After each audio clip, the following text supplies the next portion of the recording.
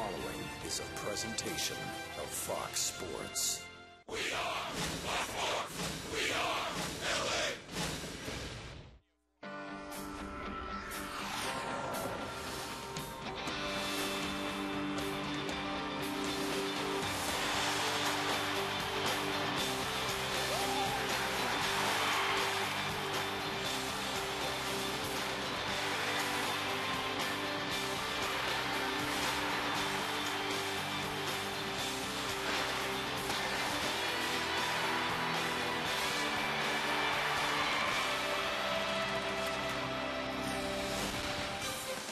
Well, it's certainly good to be home after a 1-6 road trip.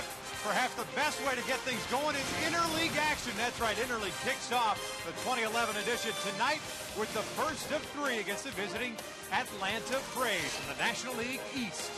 Hi, everybody, from inside the Big A. I'm Victor Rojas, along with my partner, Mark Gubza. We welcome you back to Angels baseball here on Fox Sports West. And it has been a tough go for this Angels, especially the offensive side. But if you're going to get something going, perhaps change it up a little bit. Face some National League opponents, and maybe that'll get things going. Well, Victor, you can go back to just a couple seasons ago when the club had a really tough road trip. Last game in Tampa, they got beat pretty good, and all of a sudden, the National League came into town and they got hot.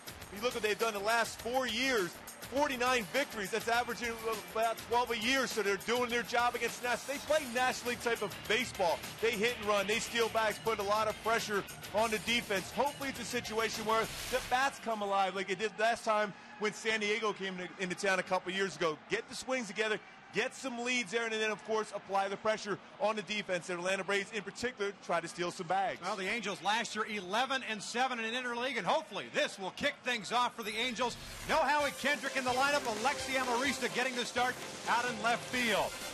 Sit back and relax. We're just about ready for baseball here on Friday night at the Big A. We've got lineups and first pitch when we return.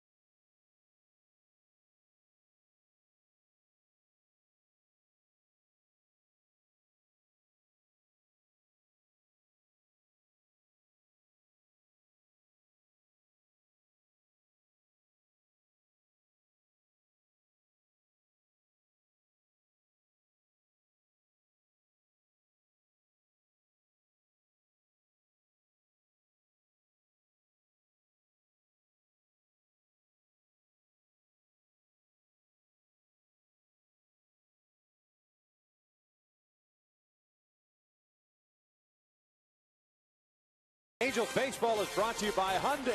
Introducing the Hyundai Assurance Trade-In Value Guarantee. See your Hyundai dealer for details. And by CarMax. Now more than ever, the smart choice is CarMax.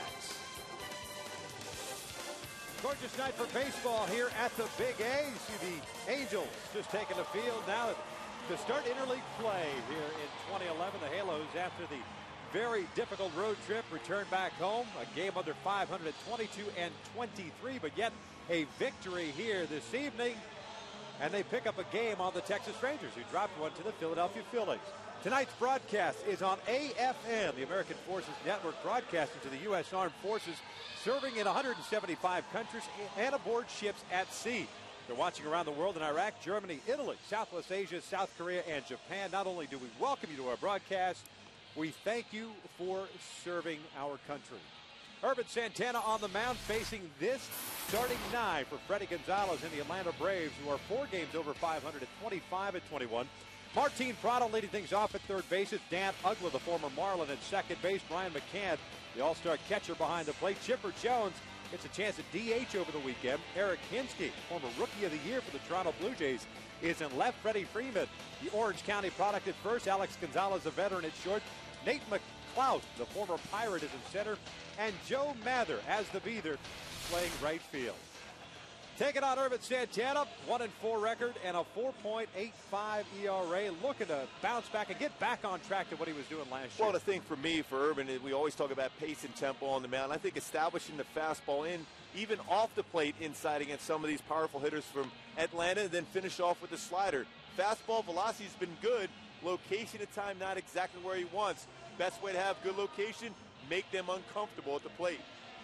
Let's take a look at the defense behind Urban Santana. We mentioned no Howie Kendrick still nursing that sore left back of the leg. Amarista gets his start in left, Borges in center, Hunter is in right. Cayaspo, Ibar, Isturis, Trumbo from third to first, with Hank Conger getting the start behind the plate. And Amarista out there in left, we saw him make a couple really good plays in the outfield. The bottom line is, with Urban Santana on the mound, a lot of fly balls, so he should be active.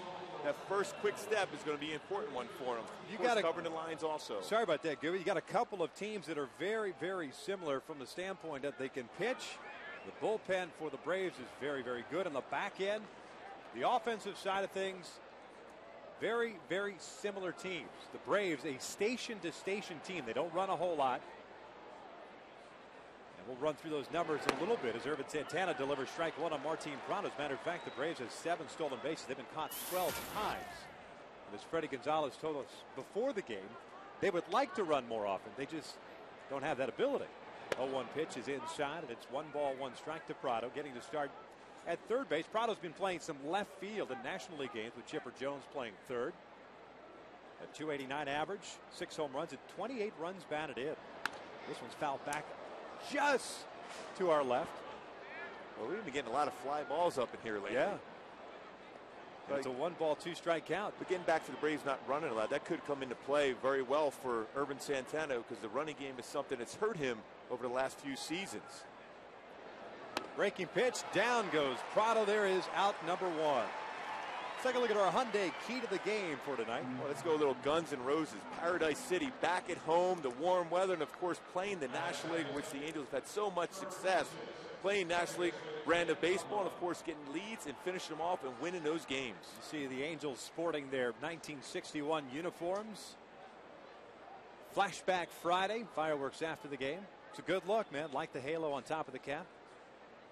Here's Dan Uggla, the former Florida Marlin, an original Arizona Diamondback. His first pitch is upstairs, 1 ball, no strikes. The Marlins took Uggla as a Rule 5 pick. That seemed to kind of work out a little bit for the Atlanta Braves, or pardon me, for the Florida Marlins. Hasn't worked out yet for the Braves, hitting just 193, but still 7 home runs. As that fastball is in there for a strike, and it's 1-1. He does have tremendous power, and a guy that does not get cheated as far as the swing, no matter what the count is. Uggla's knock has been more so on his defense than on the offensive side of things. 1-1 pitch lifted in the air to shallow right. Torrey Hunter with a long run in. He'll call off Meiser Isturis, and there are 2 outs. So far early in this game, Urban Santana's had a great slider. He gets Prado swinging on that 1 slider, and of course a lazy fly ball to right field. Man, good fastball, running action inside on both batters so far. Establishing the fastball is the key for Irvin, especially off the plate, whether it's a lefty or a righty batter in there. Here's a pretty good hitter right here in Brian McCann. Braves catcher hitting .284, 4 home runs, 24 runs batted in. He swings the first pitch, and it's knocked down by Irvin. He'll flip it underhand to first. A high throw. Trumbo is able to come down to the bag for the third out. A 1-2-3 inning for Irvin Santana. We head to the bottom of the first. Angels coming up in a scoreless tie.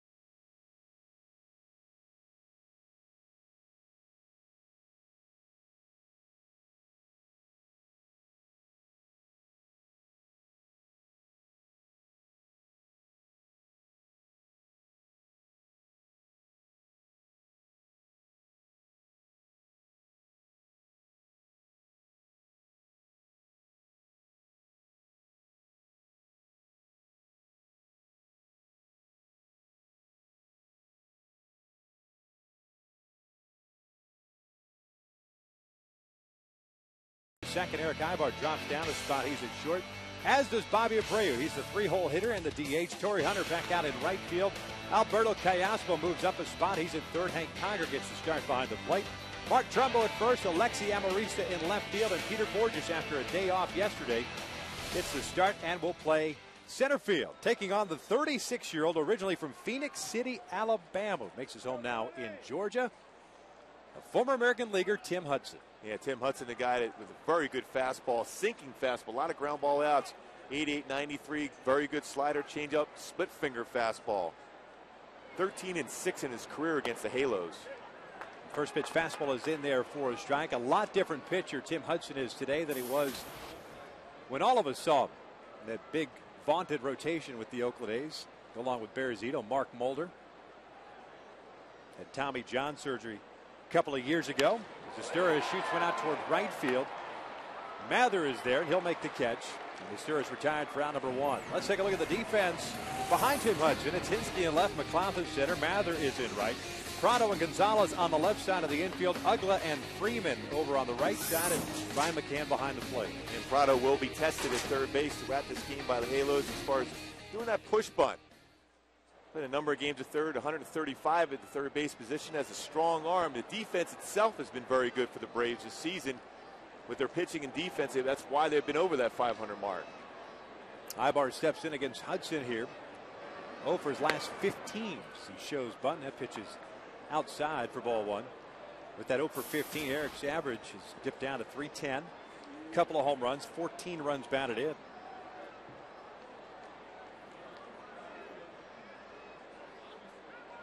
1-0 pitch. This one pulled over to Freeman, who's got a very good glove. And there are 2 outs. That's not unusual for Hudson to get a ground ball. Also, Freeman's been very good defensively. The youngster showing a good glove over there, saving a number of throws by the infielders across the diamond. 75% of the outs for Tim Hudson this year have been on the ground, which is outstanding. There's a look at Brian Knight calling the balls and strikes this evening. Jerry Lane, the veteran, over at first. Bob Davidson, a slightly more veteran umpire, is at second. And DJ Rayburn. No relation to Gene Rayburn. I was going to say, of match game fame? No. He's at third base as Bobby Abreu takes a strike. It was a great show, man. Oh, it was. All time. Best microphone Oh. ever. There's no question. There's no denying that. Bobby Abreu hitting .259 with a home run and 16 runs batted in. The 0-1 pitch from Hudson just missed inside. It is 1-1. You may have missed the graphic when we were showing you Tim Hudson. He was the 2010 Comeback Player of the Year last year with the Braves. 17-9, a 2.83 ERA.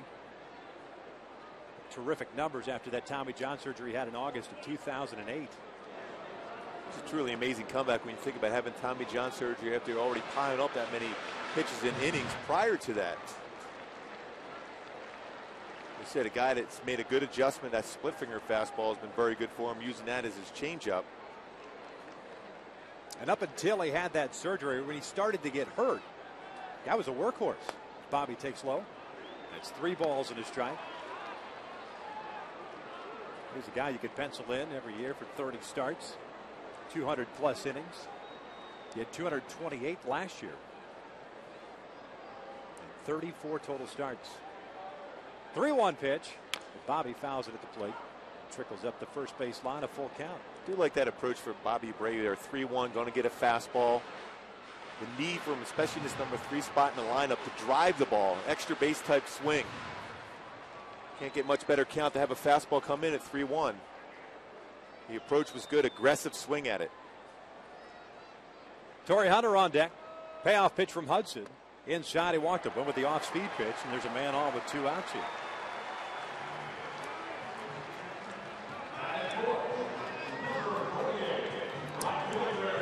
Here comes Torrey Hunter.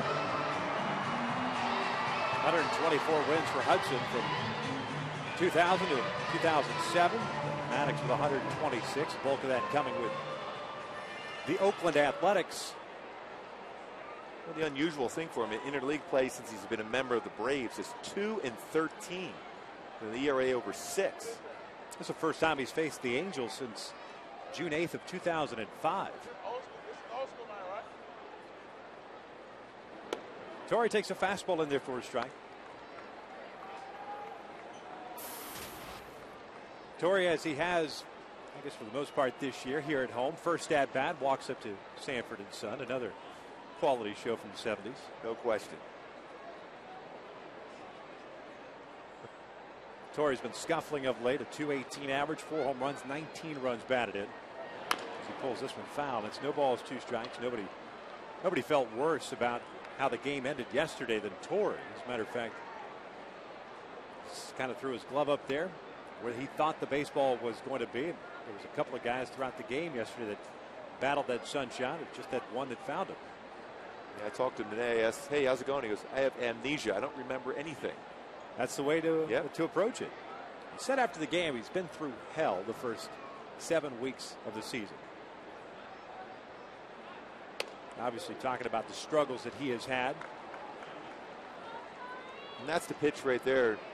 Opposing pitchers are trying to get him out with a slider away, fastball away, pulling off that pitch, open up that front hip, and that's why he's having a tough time having good plate coverage. He's got a 1-2 count with Abreu over at first.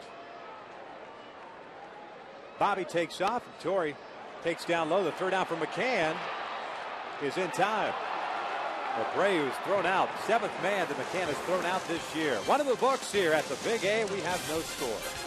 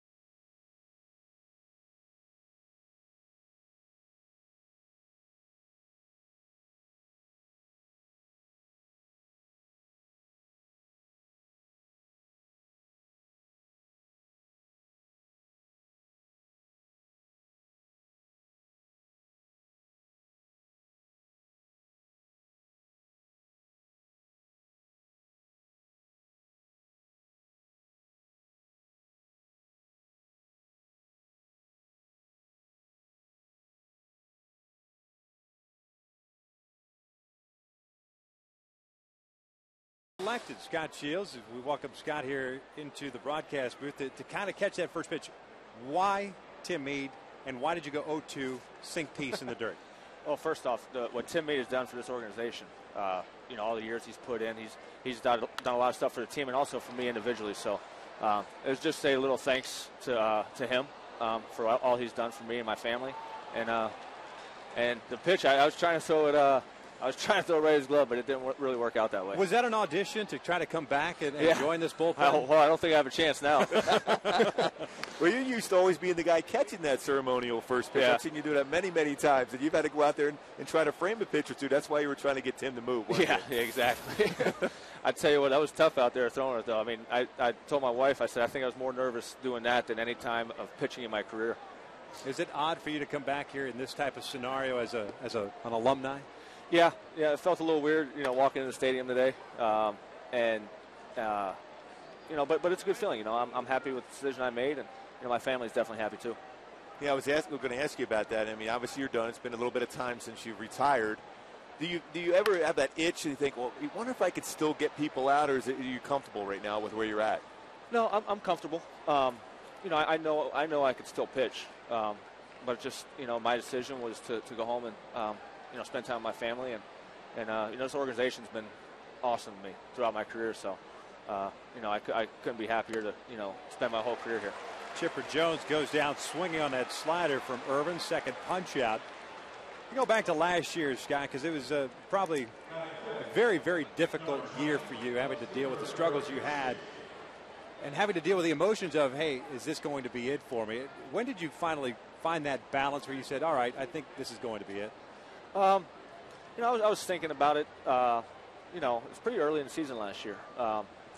And I just kept on trying to fight through it. I definitely didn't have the year I wanted to close out my career, but I started. I went out there and I was like, this is gonna mean I'm gonna try and have fun, and I did. Just the results didn't show like I wanted to, but I'm very happy with how things turned out.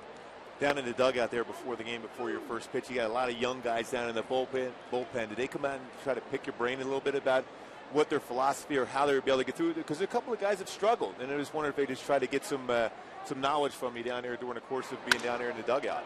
No, you know what? I didn't get a chance to talk anything like that. Mostly it's just kind of getting caught up with some of the guys. I'm going to be here tomorrow, maybe if you guys have questions or anything like that. But there's a lot of talent out in that bullpen. There's a tremendous lot of talent, and they'll be fine. Everybody goes through growing pains, and but they're going to be a force to be reckoned with soon. Hey, is it weird to say Scott Shields retired? That you are retired now? No. You're okay with that? Yeah, I'm okay with it. Yeah. It was a decision that I came to, and I made the decision, so I have to stick with the Scott Shields retired thing. So some folks, when they retire from the game, they put it aside. They don't really want to talk about it. They don't want to watch it. They just they want that time, that separation for a little bit. They kind of give them an opportunity to kind of settle into back to family life and that everyday, being with the family. Grown so accustomed to having you as a player leave so often for so long. Are you that type of, or are you following the team? Are you following everything that's going on? I'm definitely following the team. Right. It's a little tougher. Now I know what my wife and my parents and family and all that, had to deal with throughout my career being on the East Coast. Now I'm having to deal with trying to stay up for a little bit. But I try and watch it, every game I can, and root for these guys. And great bunch of guys, and a lot of friends on the team. So I'm definitely cheering hard for them. You got to be missing the flights and stuff like that, don't you? The games and stuff you guys played on the back of the plane. Yeah. Of course, you're going to miss fantasy football too. Yeah, we know that's. I might make a comeback here in August to get a fantasy football draft. Perfect timing for it. I do. Went into the clubhouse and said hey to the guys before I went out there, and that's one of the things you definitely do miss is hanging out with the guys in the clubhouse and like I said on the plane and stuff. But it's time to move on. 2 outs here for Irvin Santana facing Alex Gonzalez. Scott Shields kind enough to join us. What do you think of the start that Jared Weaver had to the year, and obviously scuffling a little bit? Run support's been kind of non-existent here of late. I tell you what, those first 6 starts, I saw probably about 4 of them, and the ones that I saw, he was pretty much untouchable. He's been doing okay these last few starts. Just get some bad luck here and there. but you can definitely see the growth that he's had over the last 4 years or whatever it's been. I'd put him up there at the top of the game with anybody. Well, then to get a chance to watch Jordan Walden bring that fastball, we had him a couple times at about 101 miles per hour. Plus that must be nice. Good huh? slide. Yeah, that must be nice. Yeah, I was wondering what it would be like to go out and take one of those pitches one time. Yeah. No, that's one of the guys that I was saying earlier, just tremendous amount of talent down there. And you saw it last year. The stuff he came and nothing bothered him when he first came on the scene last year.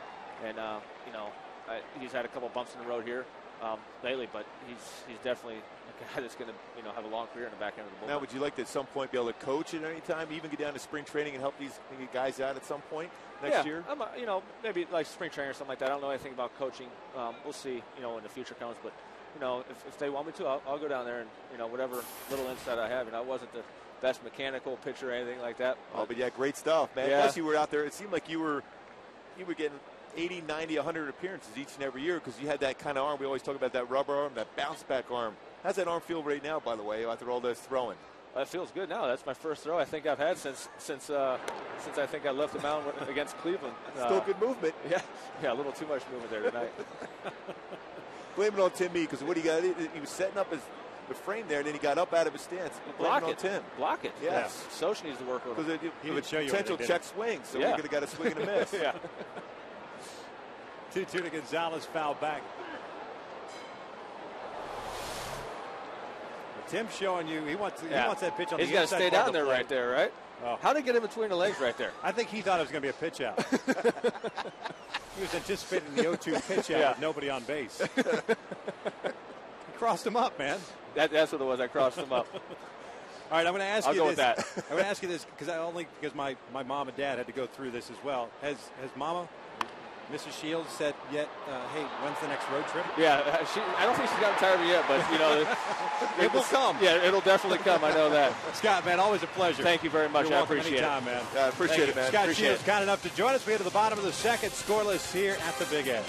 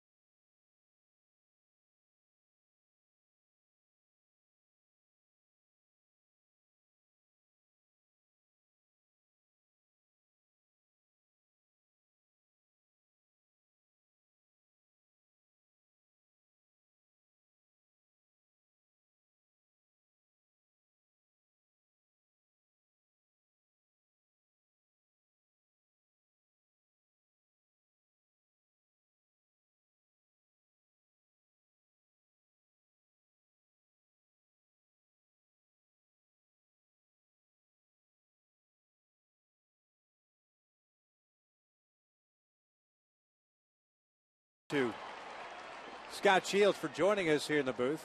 Great guy. Boy, a lot of great years out of that bullpen.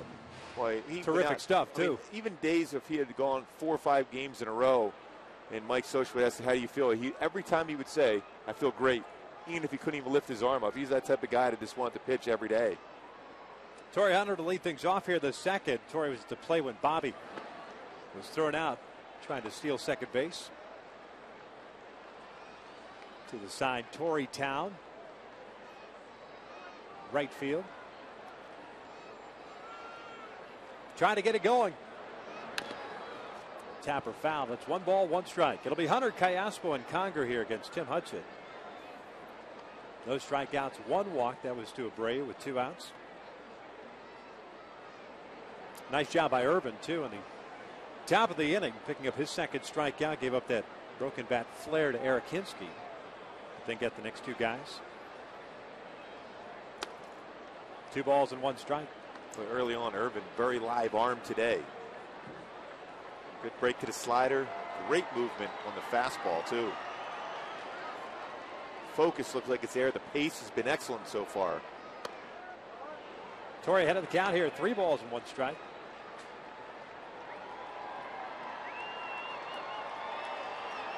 Who's got the advantage for you from the starting pitcher standpoint? The National League guy facing an American League team or the other way around? I still think it's the American League facing the National League lineup. Regardless of the ballpark? Yes, no question. Just because they're, I mean, even though in the American League ballpark, Chipper Jones, for instance, tonight's been able to be the DH, which helps him out, but he's not used to that role. He's used to playing in the field. That's a big adjustment for hitters to just go up there and swing the bat. They're not into the flow of the game. Torrey lining one to short. Gonzalez has it, and there's out number 1. Can't hit a ball any harder than that. That's a good sign. Again, just trying to get the swing back and be consistent with it. You love results.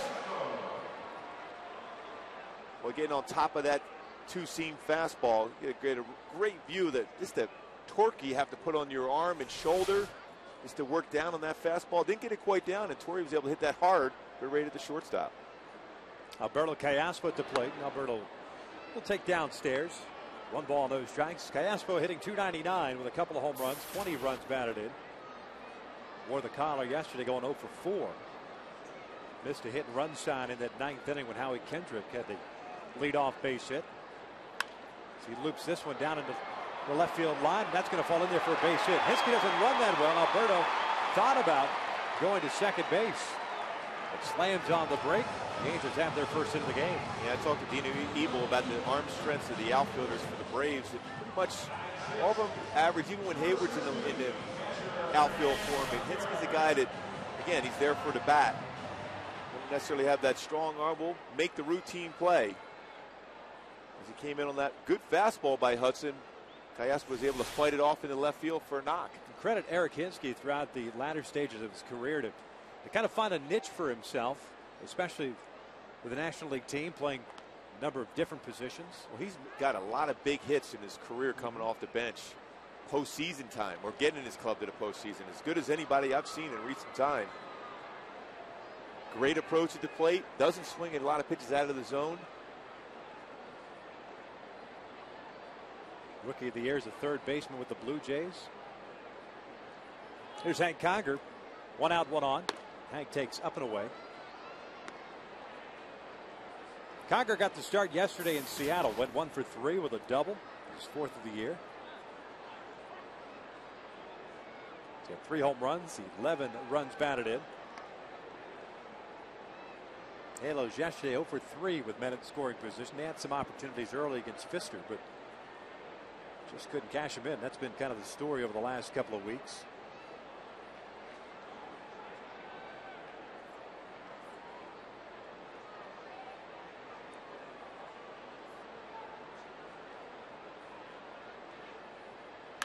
Hank lifts one down the left field line. Martin Prado giving chase into foul territory, and he'll make the catch. Stumbles a little bit, but makes the catch. There are 2 outs. Hey, kids, tomorrow the Angels will be hosting these Braves at 7:05. Remember, it's a 7:05 start tomorrow night. This interleague matchup. All kids 2 to 18 in attendance will receive a replica 1961 Jared Weaver jersey, courtesy of the San Diego Zoo. To purchase tickets, just visit the Angels Stadium ticket office or log on to angels.com.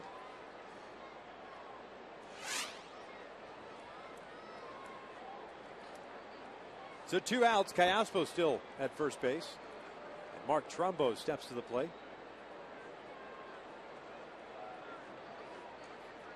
Trumbo hitting .248 on the season. 1 for 3 game yesterday with a base hit. Takes that pitch inside. It's 1 ball, no strikes. We see that torque he puts on his arm, Hudson, to be able to get the sink. Pitches from the first base side of the pitching rubber. Reason why a lot of pitchers do that, Derek Lowe's another we'll see on Sunday, to make sure they can get inside the left-handed batters. And of course, be able to throw that two-seam fastball, run off the outside corner and catch the corner against a right-handed batter. 2 balls and no strikes. To try to do right there on that pitch. Yep. Hudson picked up by the Braves back in 2004 from the Oakland Athletics in exchange for Juan Cruz, Dan Meyer, and Charles Thomas. The trade worked out well for Atlanta. He's a guy, he's been a winner. There's just no ands or buts about it. Always been a guy that's going to give you a chance to win games. Trumbo chopping this one foul up the third base line. It's 2 balls and 1 strike. His first year with Atlanta in 05, a 14-game winner. With 13-12 in 06, 16-10 in 07. 11-7 in 08, and that's when the elbow problems started to pop up. Tommy John surgery. And then that bounce back last year, the 17-win season. Won 20 games back in 2000 with Oakland. 20-6.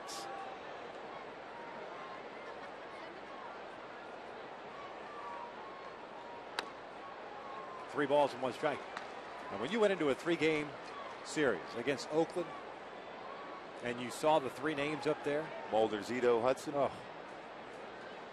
That's when you were hoping for that rain like we had up there in Oakland. Delay and get him out of there. Yes. Change the rotation up a little bit.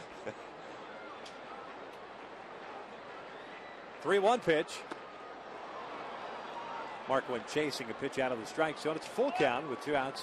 Callaspo will be off the pitch at first. Boy, just gearing up, knowing he's getting a fastball. This is overly aggressive, though. Again, fastball count, that's what you want. You just got to stay within your element. Try to get that ball up above the knees. Hudson doesn't give up many home runs. He's given up 4 this year, 2 to lefties and 2 to righties. Callaspo takes off, and the 3-2 is lined into center field, a base hit. Alberto makes the left-hand turn, heads to third base, and the Angels, with 2 outs here in the second, have runners at the corners for Alexi Amarista. Once again, it's a good piece hit by Mark Trumbo. The guy that makes adjustment and that good fight in the batter's box. It's a tough pitch to hit. Sinking fastball down and away. You got to hit that ball hard up the middle to get a base hit. It almost has to be the approach, not necessarily against every sinker baller, but for Tim Hudson, velocity down. He's not going to elevate too many pitches, as you mentioned. Just the 4 home runs allowed this year. He's going to try to stay down and away from you, especially if you've got a power zone or a happy zone on the inside part of the plate. Yeah, you just got to look for that pitch. Again, you try to get yourself in a good fastball count. He had that 3-1. He swung at that pitch down. Still made a good adjustment, 3-2. Amarista swings and foul tips the first pitch, and it's no balls and a strike. Keep an eye on, though, with Tim Hudson, though. He has 4 wild pitches on the season already. Tendency to overthrow that slider or even that split finger fastball. Alexi got to start at second base yesterday in Seattle. Went 1 for 3 with a double. His second of the year. Ended up going 2 for 6 on that road trip. Getting to start in left field tonight. 0-1. Breaking pitch down and in. Got a piece of it. It's no balls and 2 strikes. Alberto Callaspo with a 1-out single stands at third. Trumbo with the 2-out single stands at first.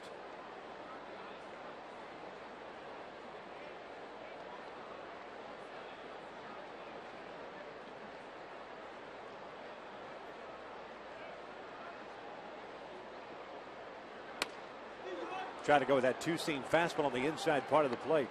Hudson thought he had it.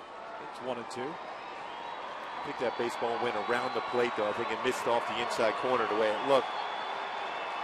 It's certainly a good shot to take. 0-2.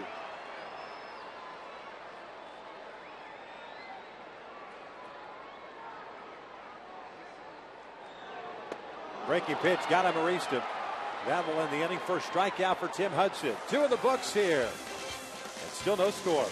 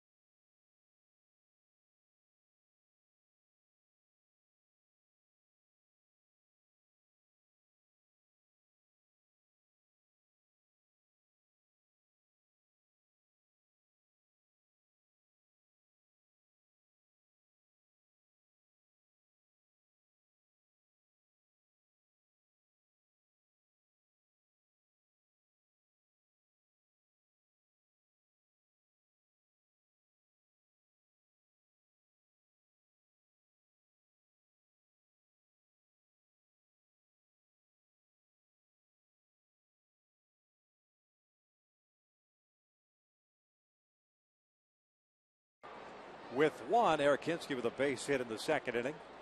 Atlanta sending up 8-9-1. McLeod, Mather, and Prado here gets served. And Santana's got 2 punch outs. No walks in that 1 hit allowed.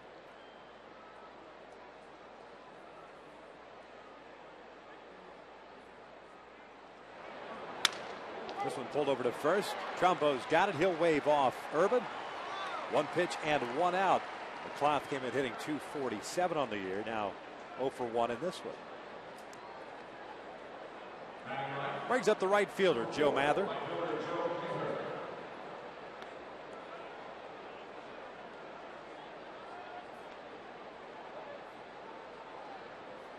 Mather hitting .286.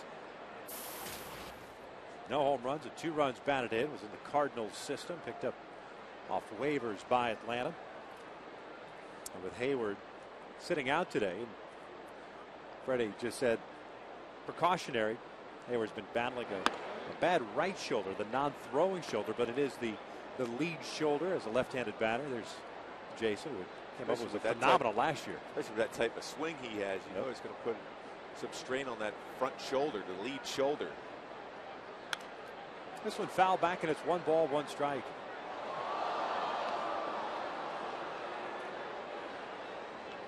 Well, talk last year with Steven Strasburg making his debut, but early on it was about Jason Hayward and the start that he had, the tremendous power at such a young age. Kind of remind me at times where the ball jumped off his bat in his swing with Fred McGriff. Yep, good call.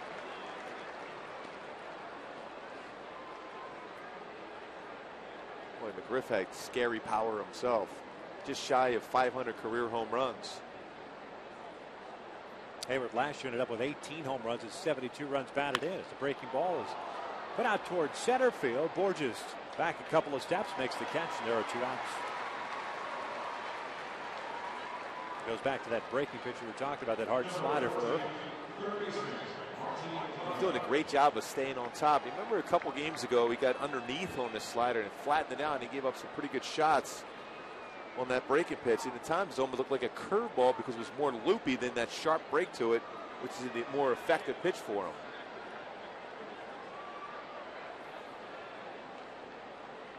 Irvin had a 1-2-3 inning in the first, looking for his second here with Prado at the plate. He got Prado to swing on a slider.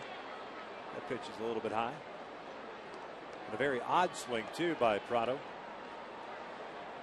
0 for 1.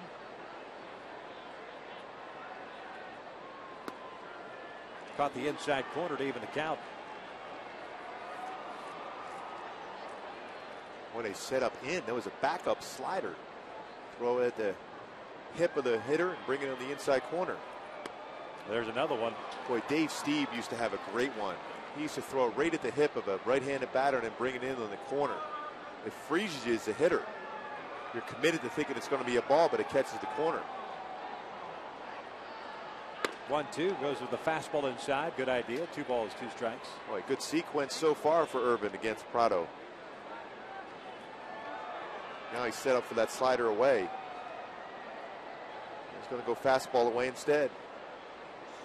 Fastball just missed off the plate. Full count. Prado, a native of Venezuela, the 307 last year for Atlanta. 15 home runs and 66 runs batted in, and he goes down for the second time in this game. It's the 3rd strikeout for Irvin Santana. We hit at the bottom of the 3rd, still scoreless.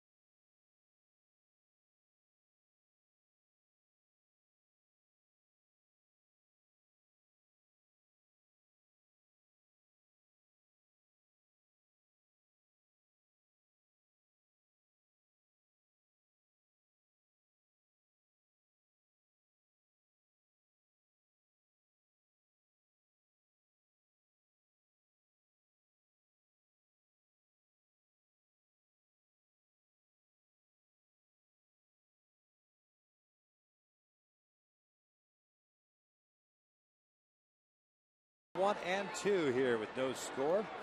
Borges, Asturis, and Ibar against Tim Hudson. 1 strikeout, 1 walk, 2 hits allowed. The Angels had runners at first and third, but Amarista struck out against Hudson to end the second. Well, you can see Hudson communicating with Prado over at third base about the potential of a bunt.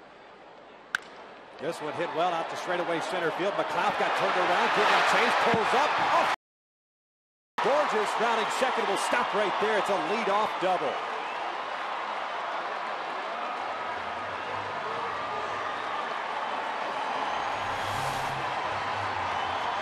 Well, this ball was covered. That short, compact swing, similar to what we talked with Mickey Hatcher when we were in Seattle about the approach he wants to see out of Peter Borges. A little bit of a crouch position in his stance. Stay back and drive the ball up the middle. Oh, that's a great carry also. And the only reason it was just a double is because that ball ricocheted right back to Nate McLeod. So man in scoring position for Meister Asturis, who's 0 for 1, hit a fly ball to right field in the first. 7th double of the year for Borges. This one grounded over to second base. Ugla has it. He will advance the runner. 1 out. More effective out.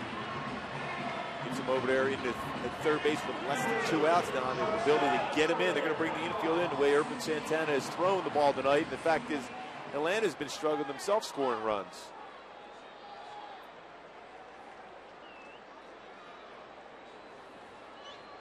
Eric Ibar steps to the plate. He grounded out to Freddie Freeman at first base. 0 for 1, so now 0 for his last 16.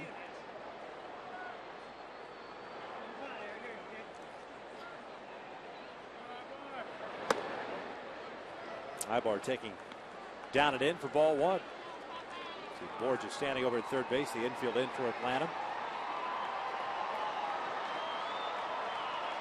The outfield for the Braves pretty much where you would expect them to be against Ibar. Medium depth.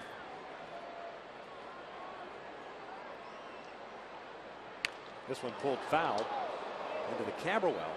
1 ball, 1 strike. Well, Hudson almost did him a favor, threw him an all-speed pitch. It was up also. Pretty good pitch to get in the air to get the run across. First pitch you saw out of Hudson was a sinker down, trying to keep the ball down below the knee so Ibar would hit a ground ball to one of his infielders. But are trying to get the ball up enough to be able to elevate and get it into the air if possible.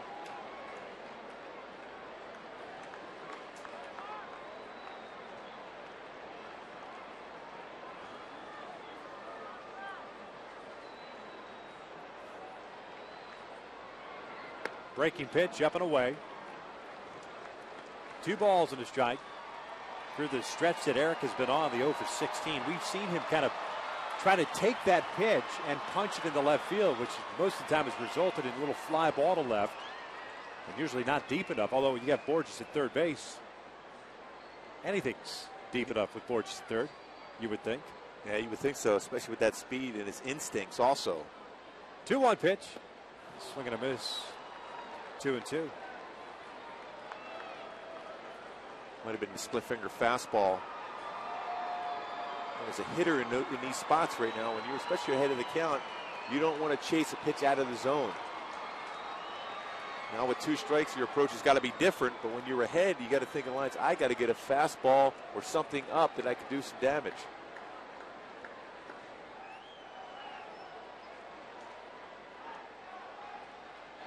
Breaking pitch hit in the air down the right field line, but foul.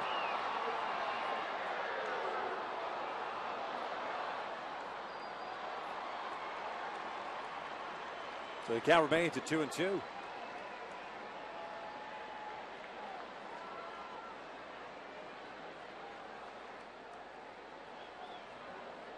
Borges with a double to lead off this 3rd inning, was advanced to third base on the ground out by Asturis.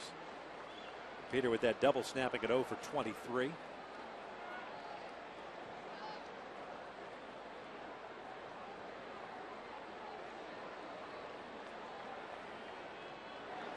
That got him. A hit by pitch, and Ibar will take first base.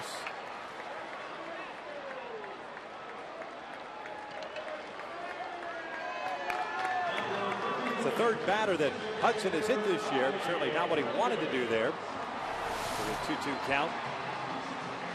Yeah, he was trying to throw that two-seam fastball, start at the hip and catch the corner, but muscled through that pitch. That's why I see it in the dirt.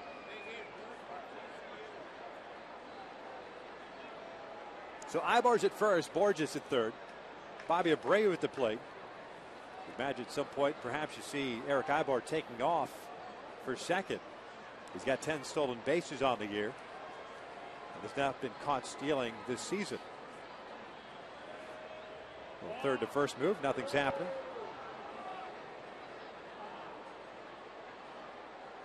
Hudson is a guy with a very quick move to first, quick to the plate. Well, that was a first base runner who's been thrown out when he's been on the mound this year. Last year, 11 base stealers were thrown out with him on the mound. Missed 11 successful, so very good as far as negating the running game. How about back-to-back third to first moves? I'm not so sure they're going to work the first time around, let alone the second time around.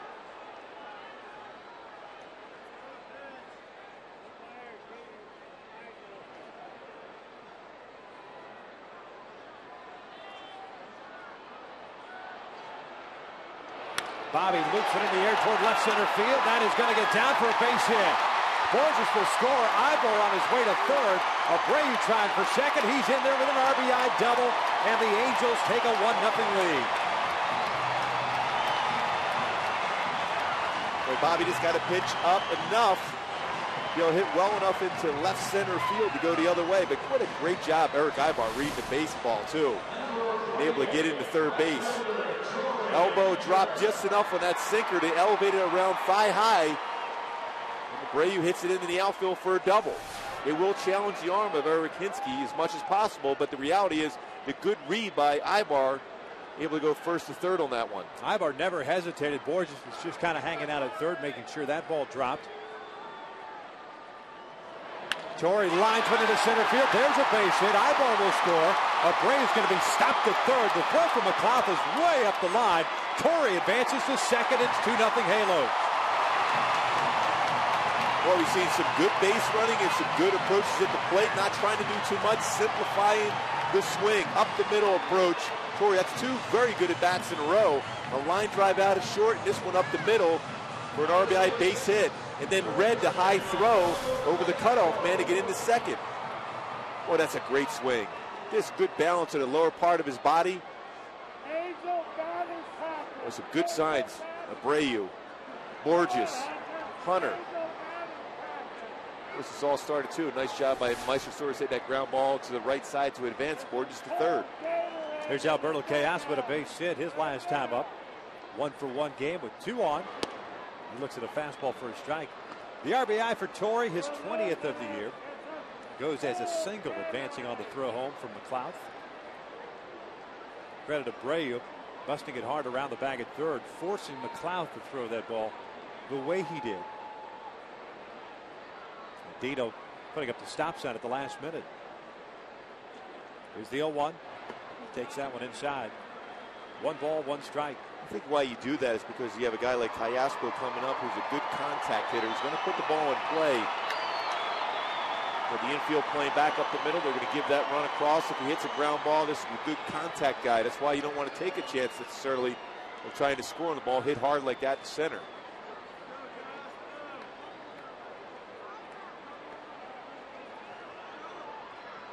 One pitch. Takes downstairs. 2 balls and 1 strike.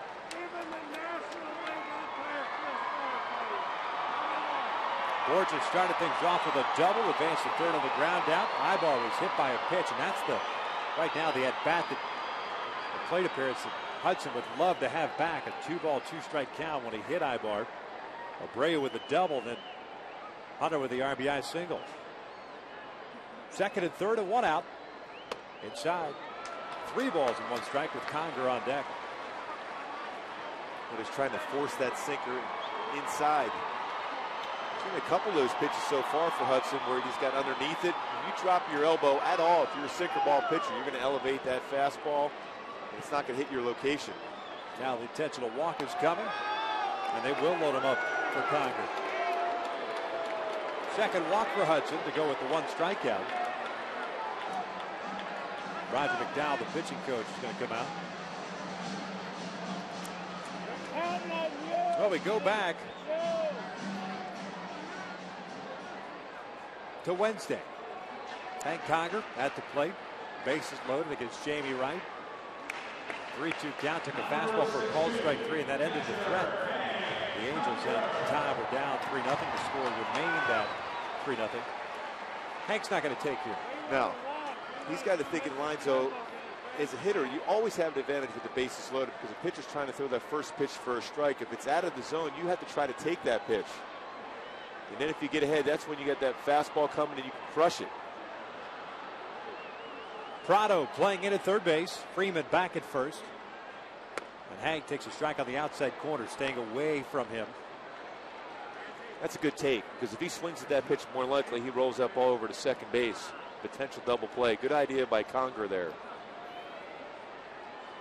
Home and road splits for Conger.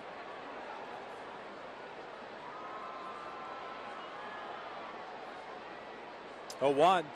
Hank rolls over this one toward first. Freeman will play it. It's a fair ball. That run will score. It's 3-0 Angels. Conger gets credit for an RBI. His 12th of the year. It almost seemed that Freeman fielded that ball thinking it was going to be called foul. You might have a chance if you go right away and aggressive to be able to throw it at home. You have a force play. It would have been very close.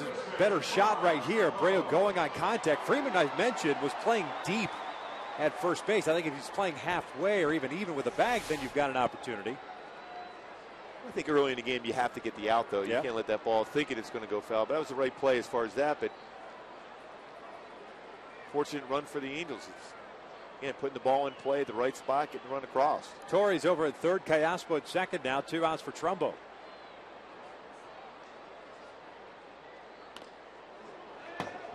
Hudson coming inside on him. It's 0-1.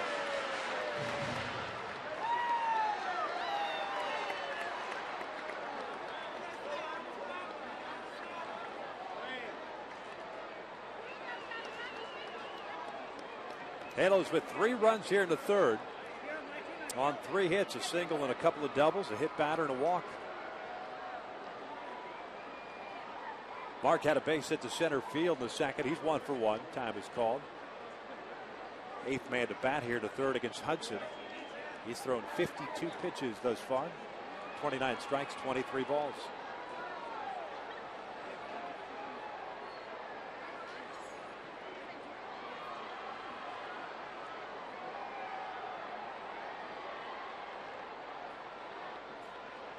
Breaking ball hammered to deep left.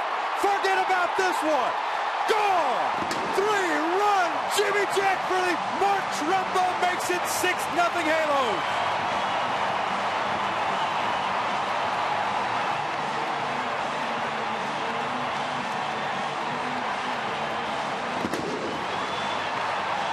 Boy, he got that hanging slide piece. Well, you get to see how the ball jumps off his bat. That's just the second 3-run home run this season for the Halos. Well, I've been looking forward to you making that call again, Victor. I'm glad to see it got out again. It got out in a hurry. 7th home run of the year for Trumbo as Amarista bounces one over to Freeman at first. That will end this third inning, but the Angels, who have struggled to put runs on the board, come up big. Trumbo, 7th home run of the year. Now with 21 runs batted in, 3 in the books, Angels lead the Braves 6-0.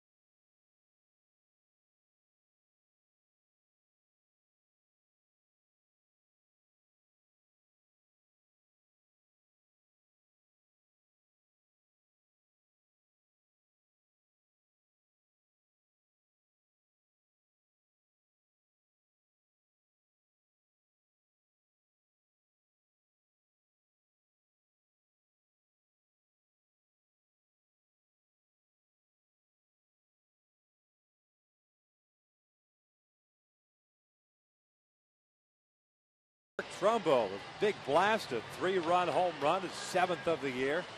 It is 6-0 Angels, and we'll take a look at our AT&T trivia question. Who was the last pitcher to throw a no-hitter for Atlanta?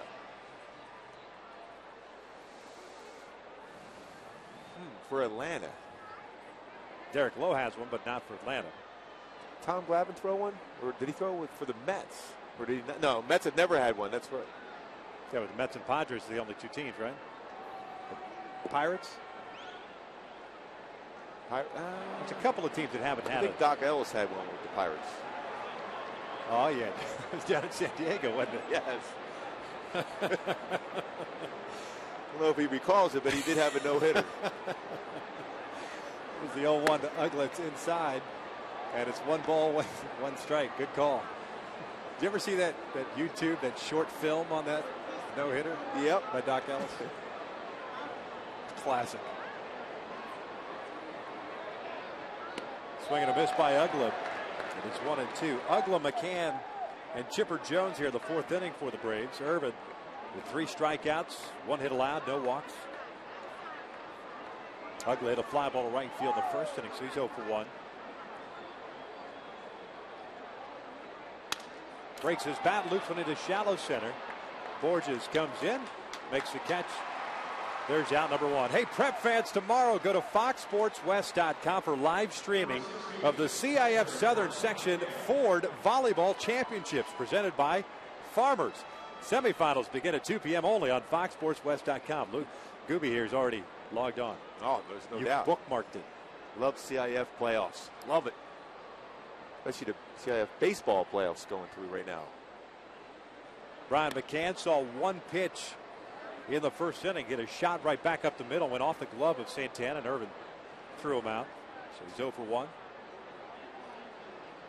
3 infielders on the right side against McCann as he fouls this one back, and it's 1 ball, 1 strike. Threw a no-hitter for the Braves. I'm going to go someone like Doyle Alexander or Rick Mailer. Rick Mailer had a good uni worker too, didn't he? Yeah, he did. McCann pulls this one foul. It's 1 ball, 2 strikes. Flat out guess. I have no idea. Saw a lot of Braves games growing up, by the way. The original Superstation. Yeah, that's a tough one.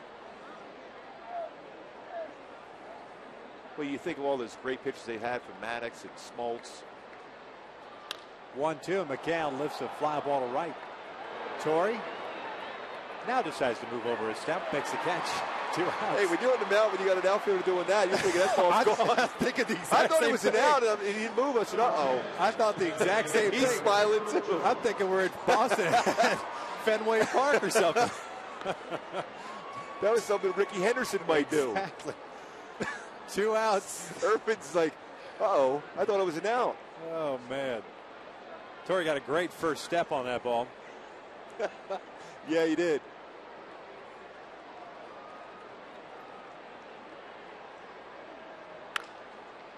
Ground ball to second base.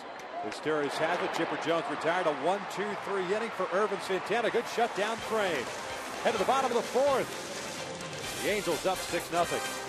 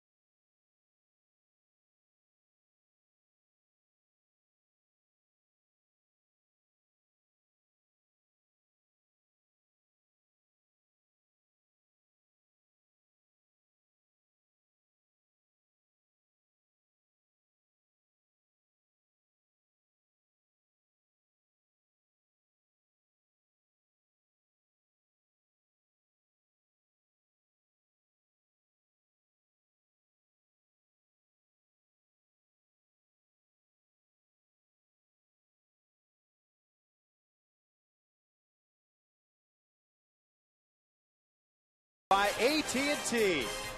By your Southern California Ford dealers. Visit us today and trade up to Ford.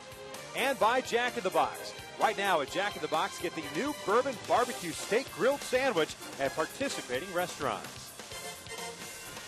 Bottom of the fourth inning, 6-0 Angels. Torrey Hunter, a little practical joke here on that fly ball by Brian McCann. Ends up making the catch. Do you think Mike Scioscia enjoyed that move? I guess he can when you're up 6-0. I think he'd be a little more of a smile. Borges takes a breaking ball for a strike. I would have dropped over if I was on the mound throwing. I'm thinking, wait a minute, I thought I got an easy out. Baseball's carrying well. The only thing better had he put his hands on his hips to really emphatically believe that ball was going to be gone. Borges gets hit by a pitch. He had that leadoff double to start the third. The second hit batter that Hudson has picked up today.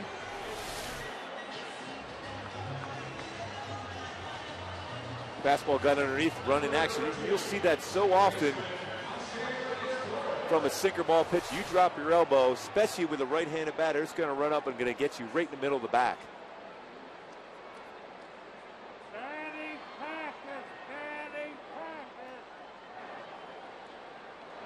Costeras takes downstairs.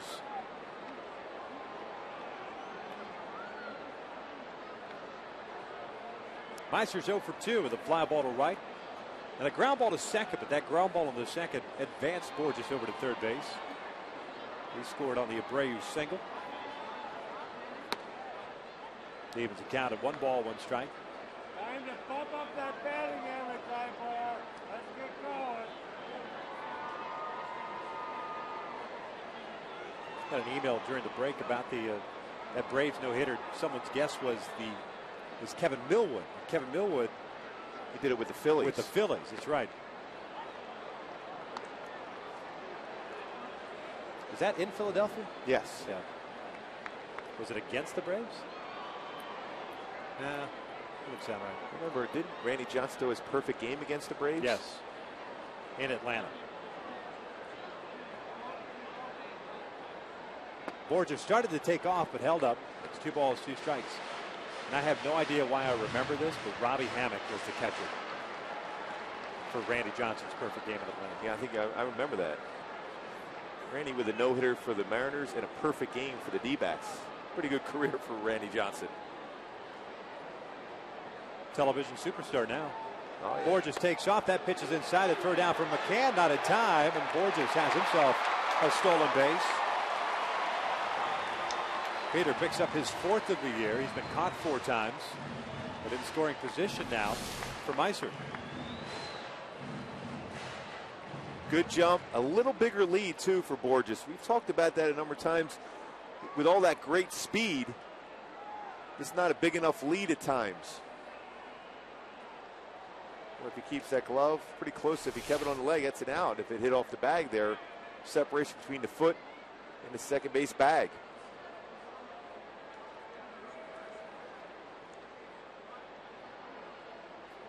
A full count here on Costeras. He calls time and backs out.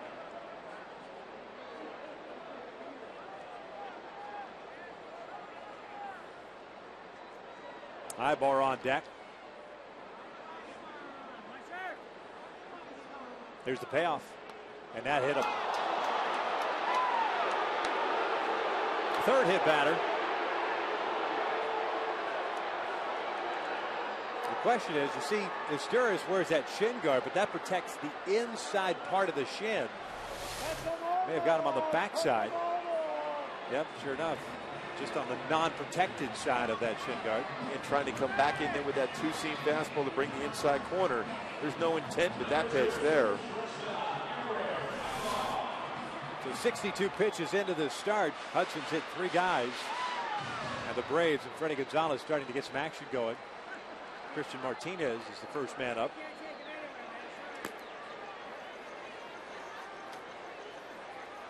First and second, nobody out for Ibar. He's grounded out, but hit by a pitch and scored a run. Drops a bunt. Back to Hudson. He's only plays to first. The sacrifice works as Borges advances third, as Costeras to second.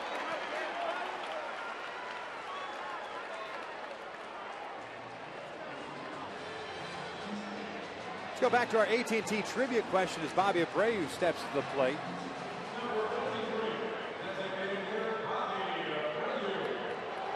Who's the last pitcher to throw a no-hitter for Atlanta? Kent Mercker. Kent Mercker. Former Halo. It looks like they're going to go check out Hudson. Maybe on the throw. Fielding the bunt. Keep saying, you can see almost read his lips saying, I'm all right.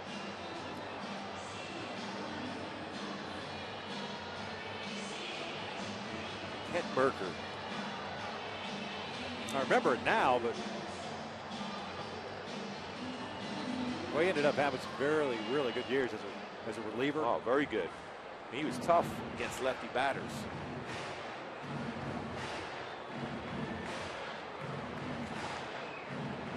I don't know when there's many good golfers the Braves had on that staff. Yeah, believe of course. You didn't have to write too many checks, did you, in spring training? It was a given. No wonder they kept calling me, hey, you ready to play golf? You thought you had best friends. Yeah. They looked at you as an ATM. Infield hit for Atlanta. One out. Bobby Abreu at the plate.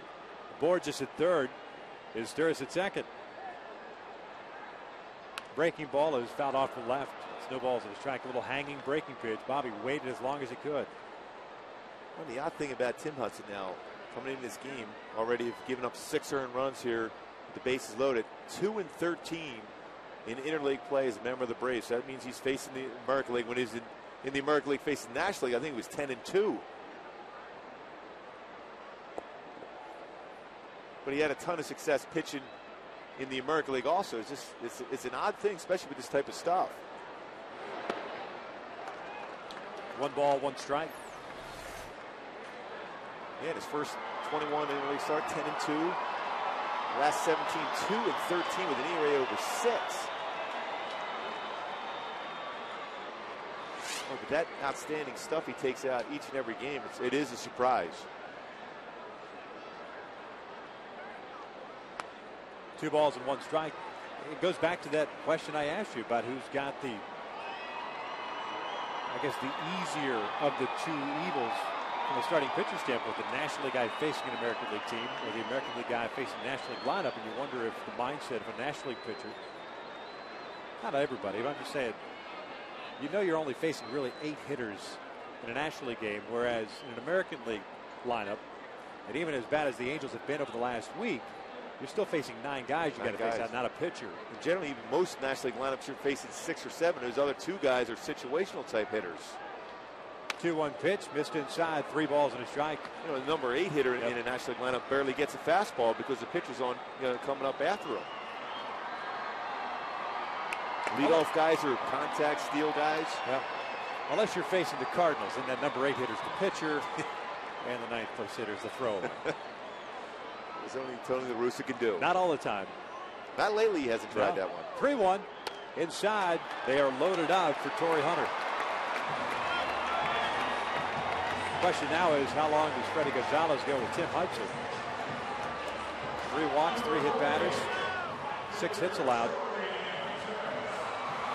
And one more shot at, especially because he's a sinker ball pitcher, to just hope for a ground ball. Torrey just 2 excellent at bats already in this game.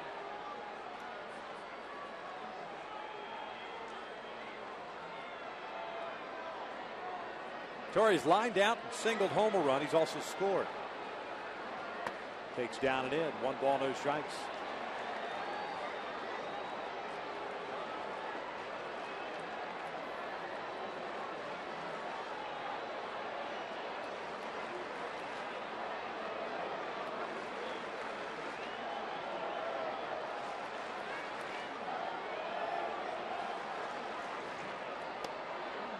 Lays off that pitch.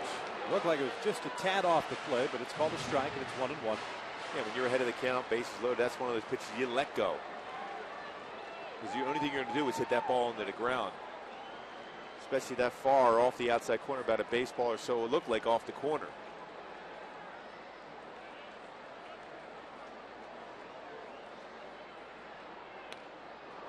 Goes with the off-speed pitch there.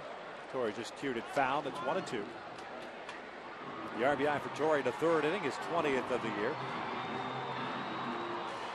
He ties Cayaspo now with 20. Trumbo, the team leader, with 21 because of his 3-run home run.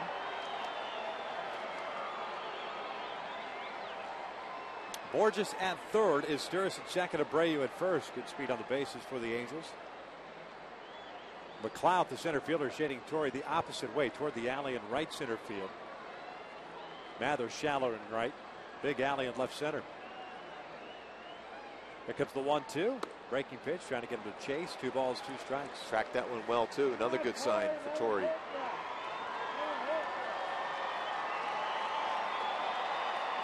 Hudson's coming off a start in which he got a no decision against Philadelphia. 7 innings, 2 runs, 4 hits allowed through 107 pitches.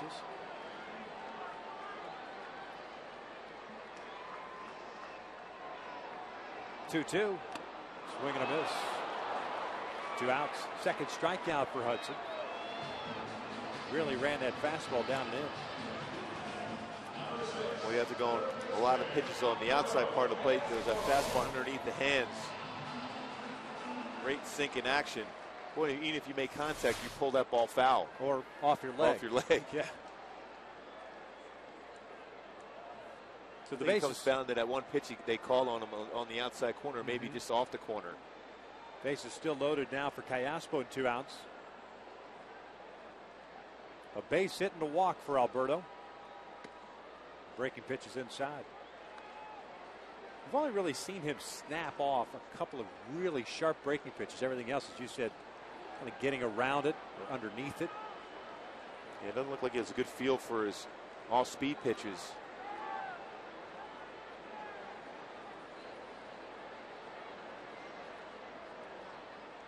One 1-0 pitch. Alberto taps it foul. 1 ball, 1 strike. He'll still battle you there. He won't give in, that's for sure. Especially when you have that type of sink on your fastball. If he stays on top, it's still a difficult pitch to hit.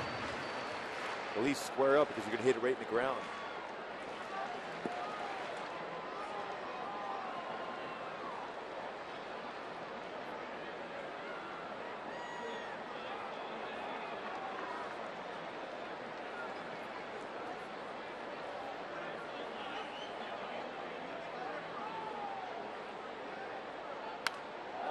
One ball, 2 strikes. Went away with that fastball.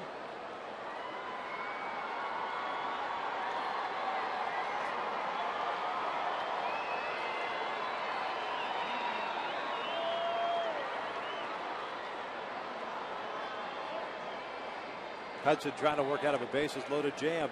Struck out Torrey Hunter for out number 2. Ahead of the count here on Cayaspo at 1 ball, 2 strikes. Alberto flips it into left field. There's a base hit. Borges will score. Is Sturris being waved around? He will score. It is 8-0 Angels.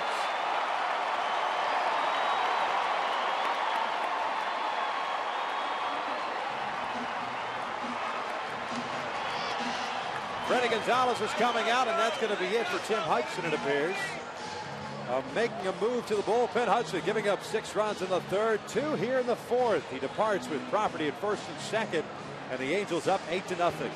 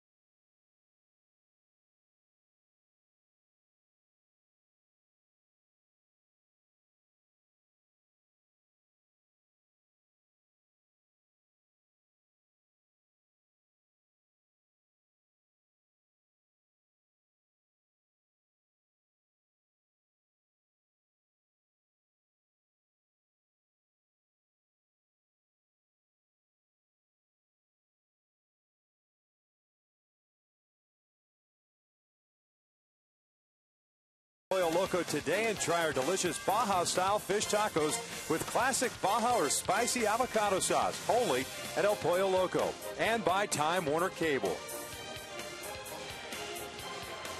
The Angels up 8-0 with 2 outs here in the 4th inning.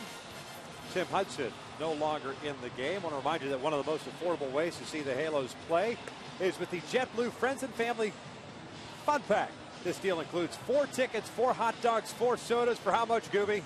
$44. $44. The next Friends and Family Fun Pack game is tomorrow as well as Sunday.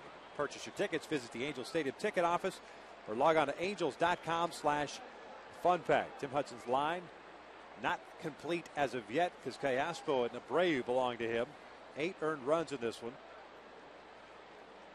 See the career high mark for him, 9. Here's Hank Conger facing Christian Martinez. Conger takes a big rip at it. It's no balls and a strike. Martinez pitching in his 12th game, 0-2 record, a 3 ERA. Claimed off waivers from the Florida Marlins back in April.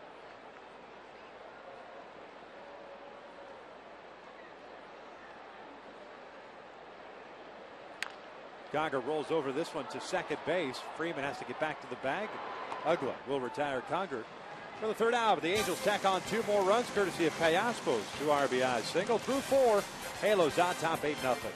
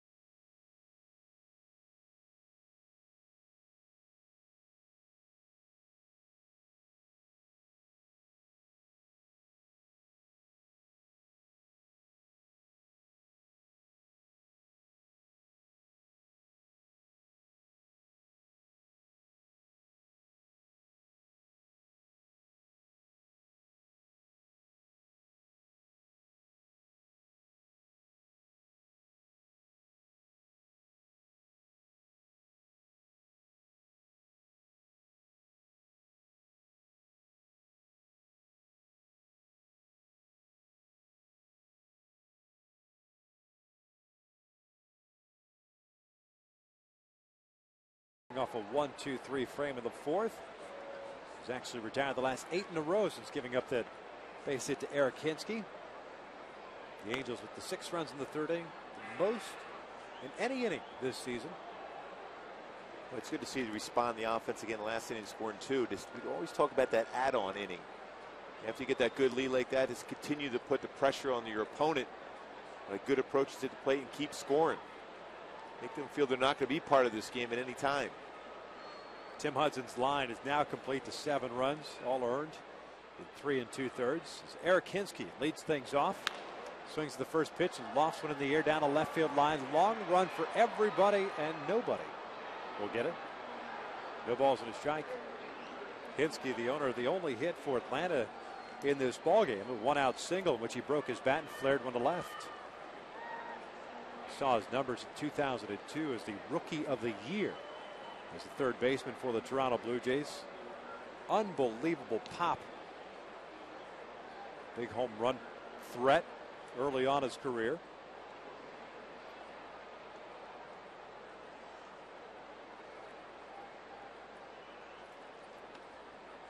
Breaking pitch misses upstairs. It's 1 ball, 1 strike.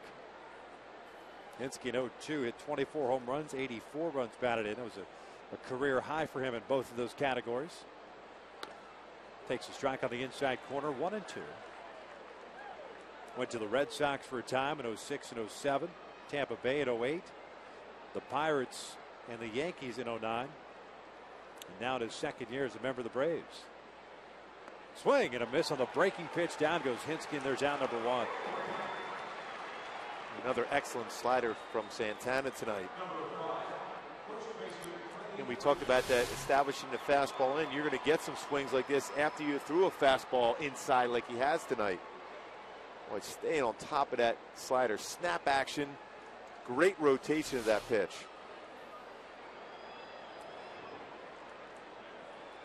Strikeout number 4 for Irvin. Facing Freddie Freeman here. It's a fastball up and away.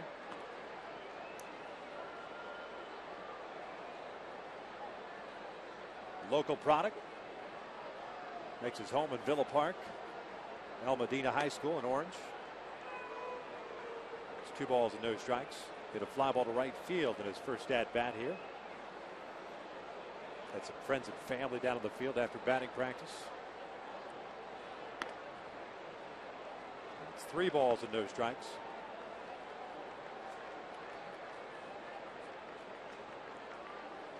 There they are.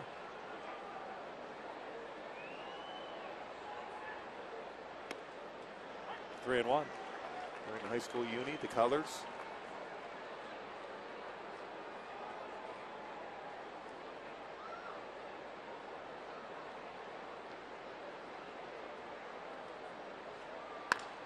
This one hit well to left. Amarista is there, curls around, and will make the catch for out number 2. Fans, follow the Angels at foxsportswest.com/Angels. Log on and catch Joe McDonald's column on Mike Scioscia's coaching tree. And be sure to vote for the Angels poll question. Which the Angels Interleague's opponents are you most interested in seeing? Braves, Mets, Marlins, or the Nats? Do that at foxsportswest.com/Angels. Do you have a favorite? Well, they're here sorry, right now. The Phillies aren't there. I was looking forward to the Braves coming in. They had some good young talent. Also looking forward to the Marlins with Stanton, another local product coming in.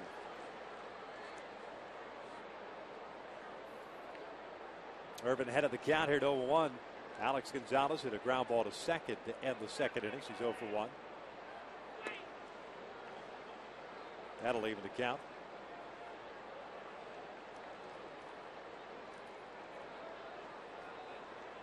By the way, you think the Rangers are happy about playing the Phillies, and then of course the Angels not this year? It's a big hang with him. This one out to right. Torrey Hunter moving to his left. He'll make the catch, and it's a 1-2-3 inning for Irvin Santana. We head to the bottom of the 5th. 8-0 Angels.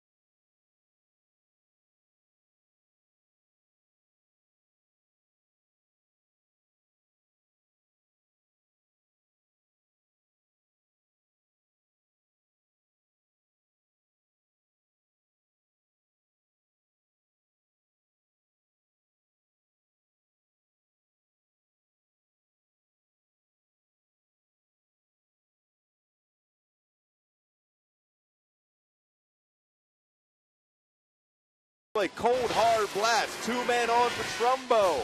Slide piece. 3-man home with 1 swing of the bat. 3-run Jimmy Jack for Mark Trumbo. Home run number 7, RBI number 21. That was a Coors Light cold hard blast, and look at that beautiful sign out in center field. Perfect timing. Trumbo, Amarista, Borges here at the bottom of the 5th inning facing Martinez, who came in and got Hank Conger to ground out to end the 4th inning. Trumbo 2 for 2 with a single and a home run. 3 runs batted in. Takes a little breaking pitch. It drops in there for a strike. I don't think he wants to throw that pitch again in that spot. It's a kind of a hanging breaking ball. Trumbo, that great power.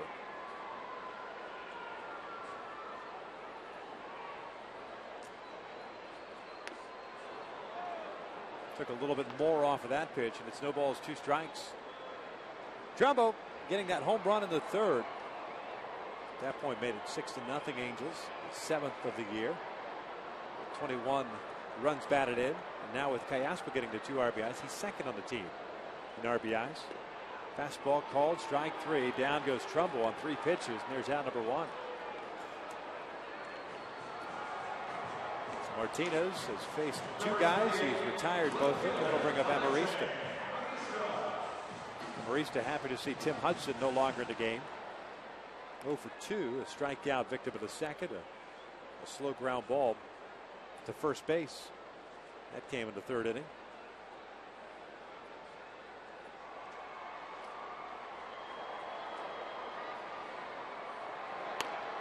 Alexi takes a strike on the inside corner. Martinez, a native of the Dominican Republic, originally in the Tiger system. Alexi swings through that one. It's 0-2. Martinez was picked up by the Marlins in the minor league portion of the Rule 5 draft in 2006 and claimed off waivers by the Braves from the Marlins in April of last year. 0-2 on its way. Amarista fouls it back. Still an 0-2 count. Last year with the Braves, Martinez pitched in 18 games at a 4.85 ERA with no record.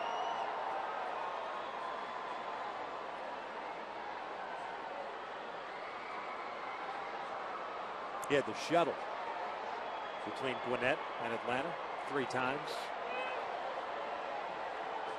0-2 again. Alexi goes down swinging for out number 2. He's got a pretty good split finger fastball. So 2 outs and nobody on for Peter Borges. That might be the original jersey. Oh, and how great is that? That's a great jersey. Yeah. Might be right. Full on wool. They're jersey. extremely comfortable in the hot summer absolutely. weather. Oh, very comfortable. Especially on those days you decide not to wash it after working up a lather the day before. Especially if you have a hit streak going. Borges hits a towering shot to shallow left. Hinsky coming on. Gonzalez going out. Gonzalez will make the catch. It's a 1-2-3 inning. First time the Angels have gone down in order. 5 in the books. Halos still on top.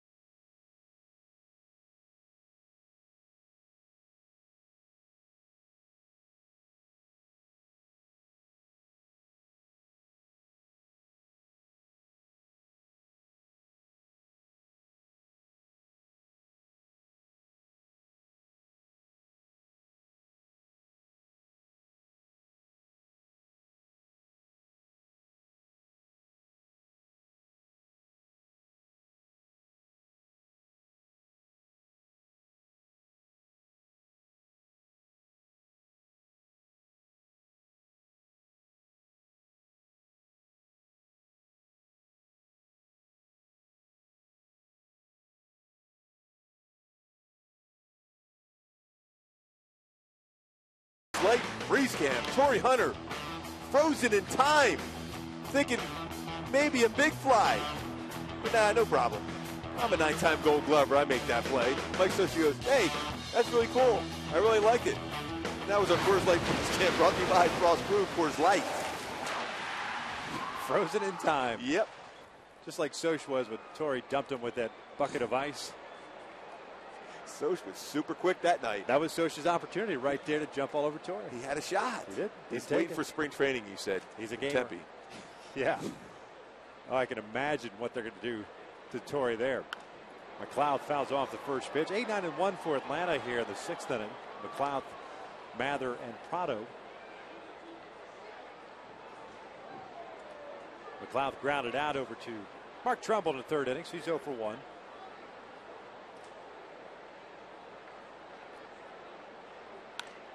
This one's fouled off to the left. No balls, 2 strikes. 4 strikeouts for Irvin Santana. No walks. 1 hit allowed. You see Nate McLeod kind of shaking his head at some of the pitches he's seen from Irvin here. It's always a good thing. When you have a hitter shaking his head at the plate, you got to feel real comfortable about making him swing at a pitch out of the zone. Breaking pitch down and in. 1 ball, 2 strikes. McLeod picked up for the Pirates in 09. Sending Charlie Morton, Jeff Locke, and Gorkys Hernandez to Pittsburgh for McLeod. 1-2 pitch, just missed a little bit high. 2 balls, 2 strikes. I like what Conger wanted to throw initially after that slider down and he wanted a fastball inside. You throw that 2-seam fastball on a lefty after the slider down and in, it'll freeze him. 2-2. Swing and a miss. Down goes McLeod. There's out number 1. Hey, the Angels host the Oakland A's on Tuesday at 7:05. All fans in attendance that night will receive a Kendrys Morales right or left-handed bobblehead courtesy of Natural Balance. Tickets for this exclusive night are available at the Angel Stadium ticket office or by visiting angels.com. Hey, there's Kendrys. Going to have a surgery in about 6 days, the 26th. Assuming, of course, there's no judgment tomorrow. I'm not talking about that. You'd be the only guy that's not talking about it. I don't know nothing. Mather 0 for 1 hit a fly ball to center. It is 3rd inning at bat. You having a Judgment Day barbecue? No question.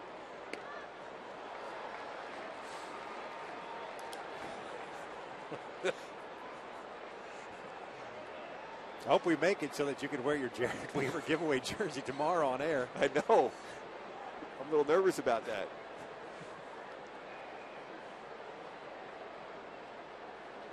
Oh, 2. Fastball high. 1 ball, 2 strikes. Well, he hit the exact target Hank Conger wanted, that high fastball.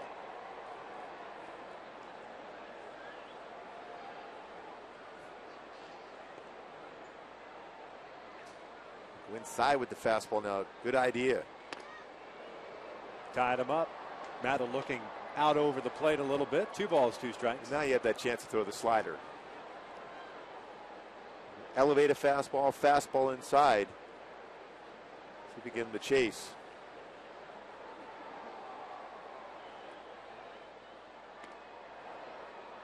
A full count. Second 3-ball count that Irvin Santana's had in this game. 5 punch outs, no walks, the 1 hit.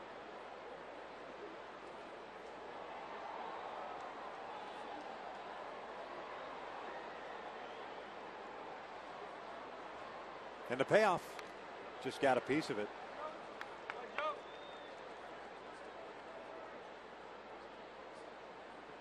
That's a good 3-2 slider too, because it's close enough to the plate. You're going to get that commitment out of a hitter to go after that pitch.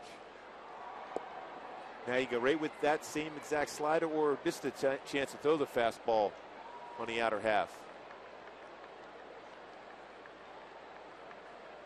Martin Prado, the leadoff man, is on deck. The 3-2. This one back toward the middle, a base hit. Tried to throw that fastball away, kind of a defensive swing by Mather, and he's on board. Second hit of the game for Atlanta, and that snaps a string of 12 consecutive batters retired by Santana. Still a good spot for the fastball. You wanted to make him swing the bat. Hit the exact spot, fastball away. And once in a while, you got to give the hitter a credit here just for a good plate appearance. Did a nice job as far as going out the middle. Didn't exactly crush it, just simplified his swing. Would you have backed up that 3-2 slider that he fouled off with another slider? I always threw 3-2 slider. That's something I felt more comfortable throwing that for a strike. This one out to right field. Torrey is there, 2 outs. So I would have definitely come right back with that one. But I felt the slider after the fastball in could have gotten him because you've expanded the strike zone at that point. Were you a guy, though, that just based your decisions on what you just saw at the plate? I mean, there's scouting reports and there's books, and there's certainly what the catcher would like to do as far as the pattern is concerned based on those meetings that you have before a game. But you look at that 3-2 slider, kind of a half-hearted swing, fouls it back. To me, you kind of got to relay what you're seeing and say, you know what, I'm going to go right back to that pitch. Especially from a right-handed batter. Now, right. lefty batter against you for a right-handed pitcher is a little different story. But you're right. When you have a swing like that, you got to believe I can even now throw my strikeout slider pitch. The pitch before that was to make sure I got the zone. And then I could throw my nasty slider because he's going to commit to that one.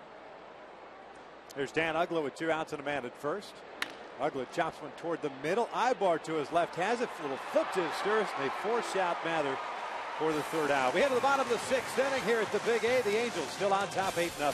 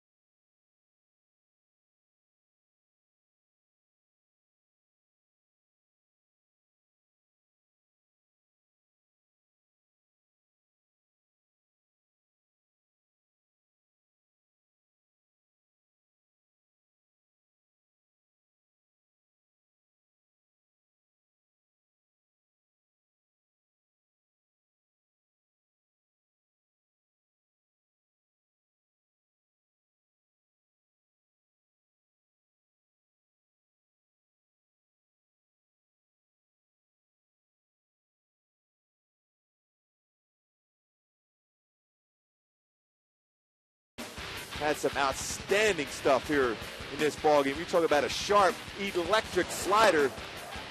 Prado swinging at that one. Chipper Jones swinging it. Also another slider.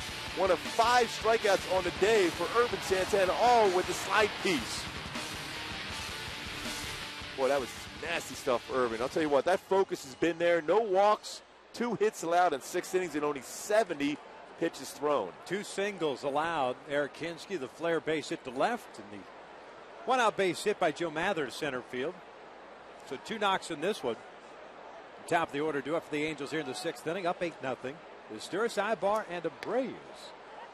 Meister takes a strike. Meister's 0 for 2. A fly ball to right, a ground ball to second. Hit by a pitch and scored a run in the 4th. The Angels with 6 runs in the 3rd and 2 in that 4th inning, chasing Tim Hudson. 1 ball, 1 strike. Martinez has faced 4 batters. He's retired all 4 with 2 strikeouts.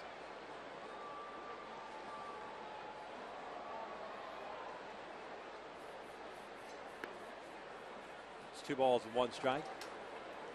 Mentioned earlier that the Philadelphia Phillies defeated the Texas Rangers 3-2 the final now with a close game in Philadelphia, of all places to have a close game. Sturris takes upstairs. 3 balls and 1 strike. Yeah, with those 2 lineups, you would think some runs being scored. Philadelphia has been struggling offensively, and Texas still trying to get healthy enough to have all those guys in their lineup. Steers chopping this one over to second. Ugla has it. There's out number one. Bay series going on up between San Francisco and Oakland. That game is tied in the sixth inning. A couple of crooked numbers in interleague play tonight. Boston beat Chicago. The Cubs 15-5 at Fenway. The Nationals defeating the Baltimore Orioles. Was that the Battle of the Beltway? 17-5. Nats winning that one. Pittsburgh defeating the Tigers 10-1. Pirates fans saying, "Take that, Jim Leland." Yeah. This is ground to the right side. Ugla can't come up with it. Trying to go for the slide. He was probably better off trying to just stay on his feet, going to his left and try a little spin move, but decided to slide. The ball bounced over his glove, and it's a base hit. Yeah, it looked like he had an opportunity to be able to try to get that ball without sliding.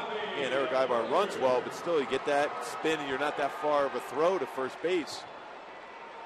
The ball hit the lip between the dirt and the grass. Well, got by him. That snaps an 0 for 16 for Eric Ibar. He's grounded out, been hit by a pitch, scored a run, and had a sac bunt. And Eric had gone 0 for his last 16 as Bobby steps in, takes a fastball away, and it's 1 ball, no strikes. The Mets beat the Yankees today 2-1. And the Yankees have been scoring a ton of runs of late. The Mets playing pretty good baseball so far this year. You see the Mets just about the middle of June going to Citi Field. Braves, Dodgers, and Nationals here at the Big A. The Halos go to the Dodgers, go to the Mets at Citi Field, and go down to Florida to take on the Florida Marlins.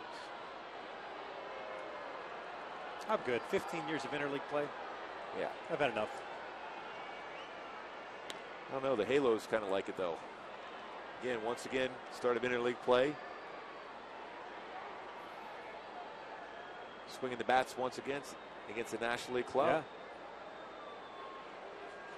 Yeah. A base hit by Ibar, by the way, snaps a 8 2/3 hitless streak by Martinez on the mound. That's pretty good for a reliever, pitching it now in his 12th game. He's done a nice job as far as using that fastball, not overpowering, 88-90. Good slider and a split finger fastball.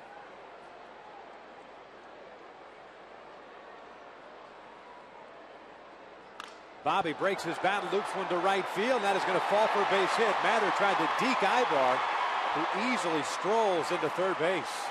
Back-to-back knocks here with 1 out of the 6th inning. And Torrey Hunter gets an opportunity here. Bobby's been on base all 4 times. A couple walks, a couple hits. That big double in the 3rd inning. That's not a bad pitch either. Down like that, still able to get the good part of the bat, at least enough of the bat on us to be able to fight that in the right field for a hit. I don't know if he'll match that performance back on April the 3rd, in which he reached all 7 times. That would mean we'd be heading into extra innings. Yeah, no, that's okay. Yeah. Torrey takes a strike. That was against the Royals back on April the 3rd. Bobby getting up 7 times, walking twice, picking up 5 hits, including a home run. His only home run of the year. He's reached all 4 times here. 0-1 pitch. Torrey takes inside. 1 ball, 1 strike. Abreu with a walk in the 1st, a double with a run scored in the 3rd, a walk in the 4th, now the single. Torrey, on the other hand, 1 for 3.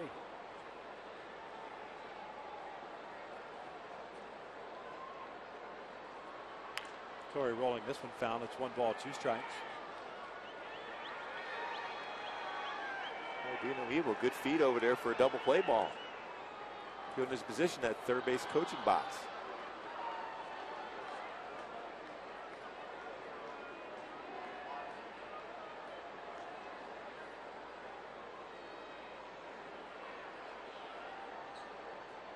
One-two pitch outside. 2 balls, 2 strikes.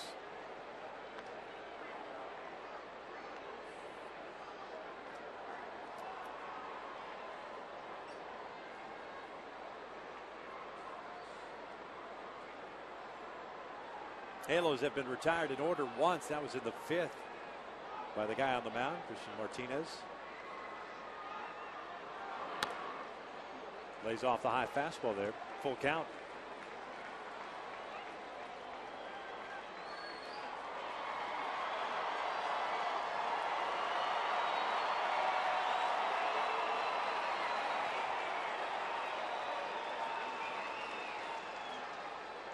Bobby goes. The 3-2 is down low, and they're loaded up. Abreu taking off, trying to avoid a double play situation. And with 1 out, Alberto Callaspo steps up. He's 2 for 2. He's reached all 3 times with 2 singles and a walk. 2 runs batted in. That's some good RBI situations so far in the game already. Great one now with the bases loaded, 1 out. Halos 4 for 9 with men in scoring position tonight.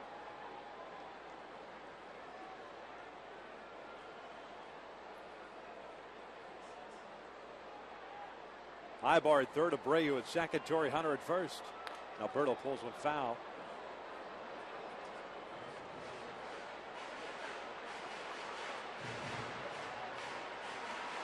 Asensio is up now.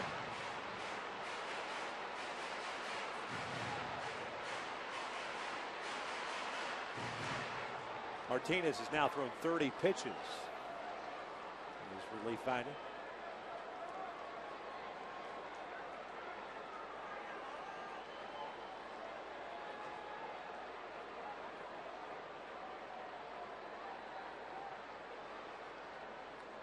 Here comes the 0-1.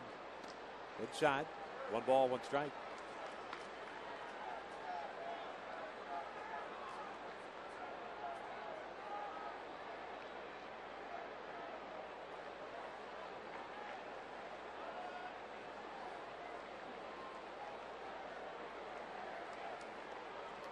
Callaspo lays off of that one. It's 2 balls and 1 strike. Martinez appears to be kind of running out of gas all of a sudden. Yeah, he's like, it seems like the fastball has lost velocity about 3-4 miles an hour. Trying to force it.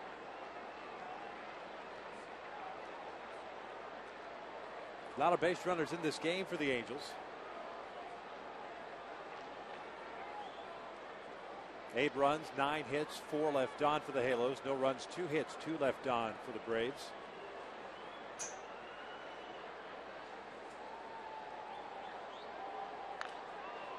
This one bounced over to Freeman, who's only plays to first, and they will get the out. Ibar scores. It's 9-0 Angels. Make that a 3 RBI game now for Alberto Callaspo. There are 2 outs with runners at second and third for Conger. Even Callaspo 23 RBI.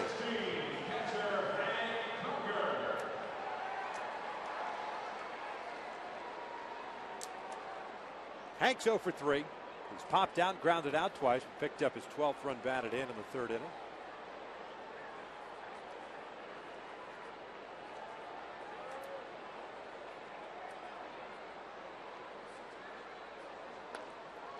Off-speed pitch is in there for a strike.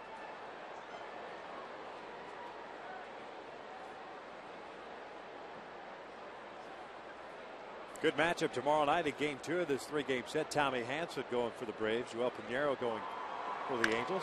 Tiger hits one on 2 hops over to Uglin. That will end the inning with the Angels tack on a run here and a couple of hits. Leave 2 stranded through 6.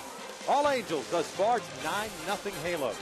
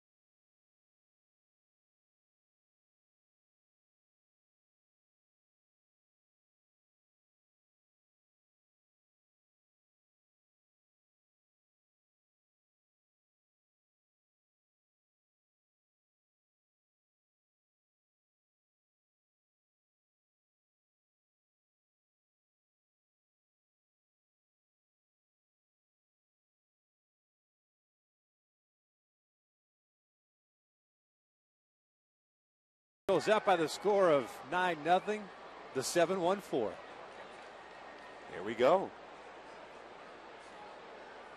I don't think I've ever seen the area code on someone's jersey before. No.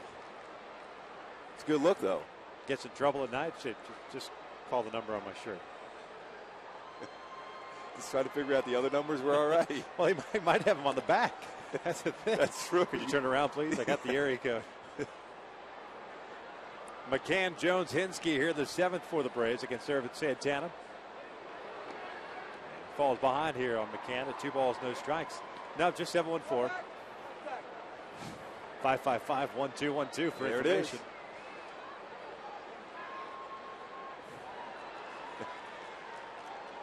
Love it.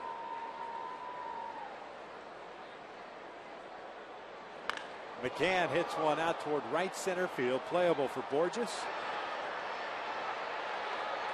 One out. Hey folks, on Wednesday the Angels will have the Oakland A's in town. All fans will receive an Angels 6-pack cooler courtesy of Sparkless Home and Office Delivery.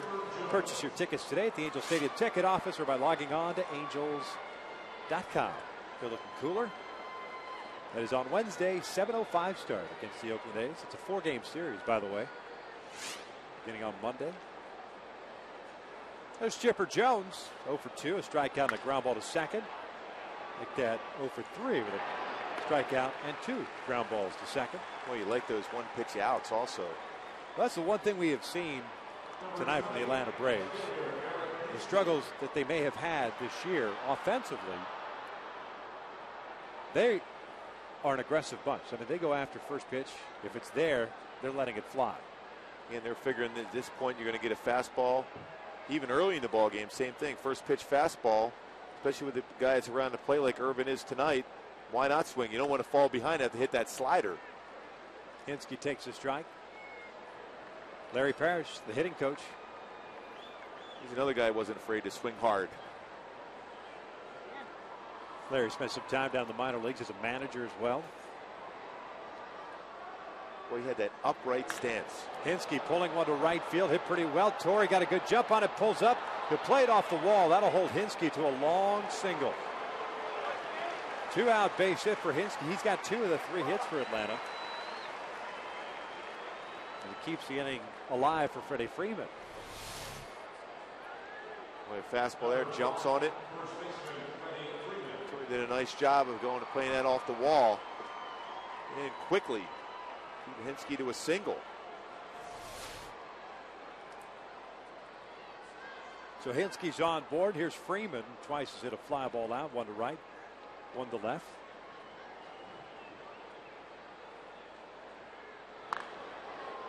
No balls and a strike on Freeman. Boy, they were up there hacking at that first Yeah. pitch.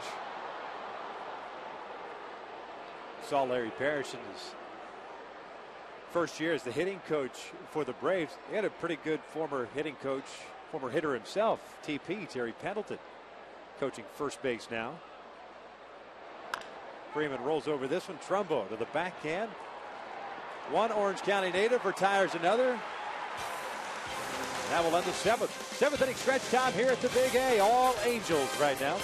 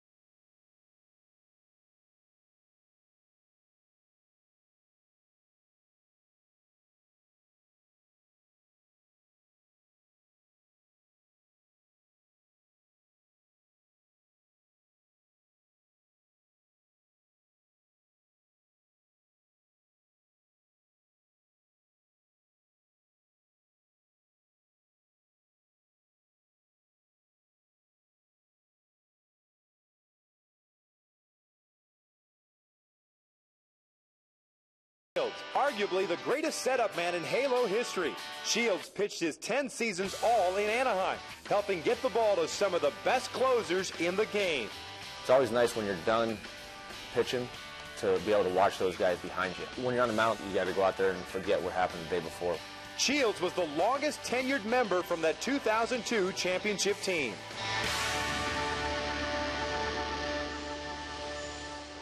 Scott Shields on for the ceremonial first pitch tonight.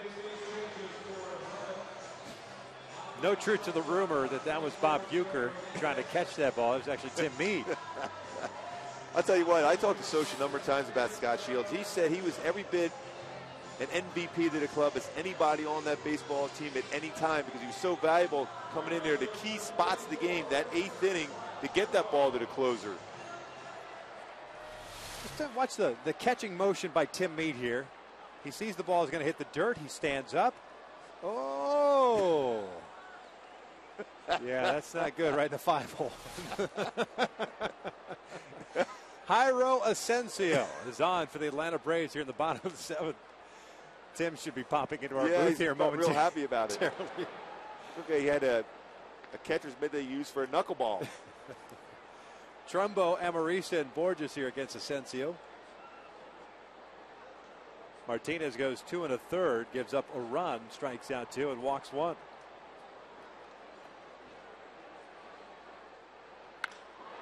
Trumbo lining out to straightaway center field. Nobody's going to get this one off the base of the wall. On his way to second, it's a leadoff double. And Trumbo now a triple shy of the cycle. Oh, it was hit so hard it almost burrowed into the wall. That's a rocket. 3 great at-bats for Trumbo. Even that first at-bat with a tough pitch, he hit this ball hard. But that one right there elevated enough where you're talking about a good level swing. On the line, the center field wall. Somebody check the wall. It's like hitting a 2-iron. Knockdown 2-iron.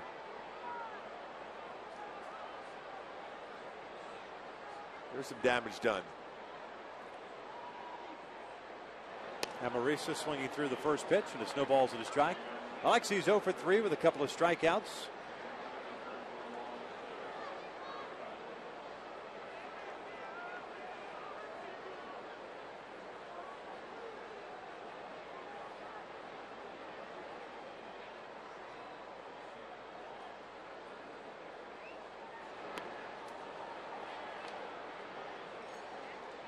Alexi in the hole here. No balls, 2 strikes. Asensio pitching just in his 4th game. No record is 6.35 ERA.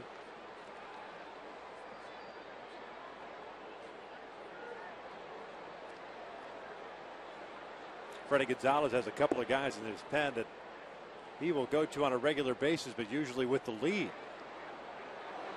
Inside, 1 ball, 2 strikes, whether it's Venners, O'Flaherty, Kimbrell, even Scott Linebrink.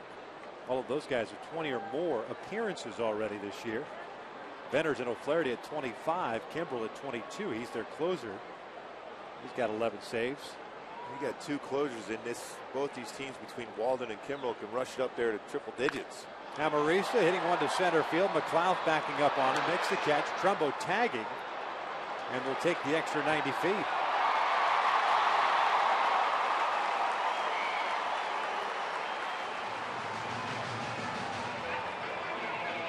So a man at third now with 1 out. Borges stepping to the plate.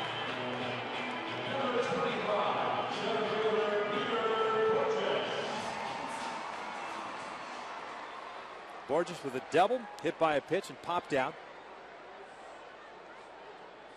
Well, you compare to his last 3 games, which had 1 run total, just 14 hits, majority of those singles. 9 runs in on 10 hits.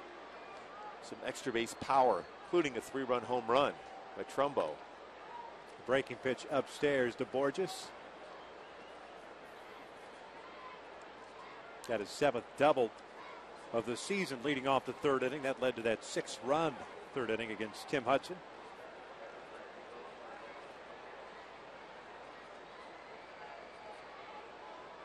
That's up and in. 2 balls and no strikes. Asensio down at AAA, 1-1 with a 1.88 ERA and 4 saves, 12 relief appearances. Recalled on Thursday.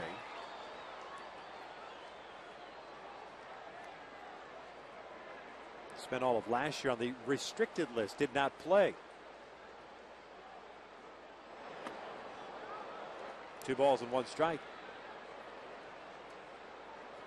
Willett's on deck. He'll be pinch hitting. That means Marista will go into second base and Reggie probably at the left field.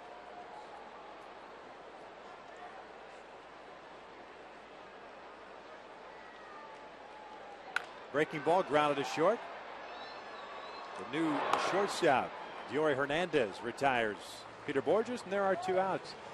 This week, Fox Saturday Baseball is back in prime time as interleague play gets into full swing when the Cubs head to Fenway Park to take on the Red Sox. This week's telecast of Fox Saturday Baseball in prime time begins at 4 p.m. Pacific. The last time they met was what, 1918 World Series? Yep. Wow. Well, prior to tonight, obviously, but the Red Sox got the best of the Cubbies tonight. Reggie still looking for that first hit of this season. He's got Trumbo at third. Swings through the high fastball there, and it's no balls and a strike. Meister Sturis is the leadoff man. Went 0 for 3. Was hit by a pitch in the 4th inning. Also scored a run. You wonder if later the game has gone, whether or not that hit by pitch maybe flared up on his Sturis. And also with a 9-0 lead. But go ahead and give him the next couple of innings off. Chance to rest. He's been playing quite a bit. With Vernon Wells out of the lineup, either at Howie in left field or playing some second base. He DH. That was basically his day of rest for Meister, just DH. And so, I'm talking to Howie before the game. Felt pretty good. Available to pinch hit today. I also think he's going to be out too long after tweaking that right hamstring yesterday.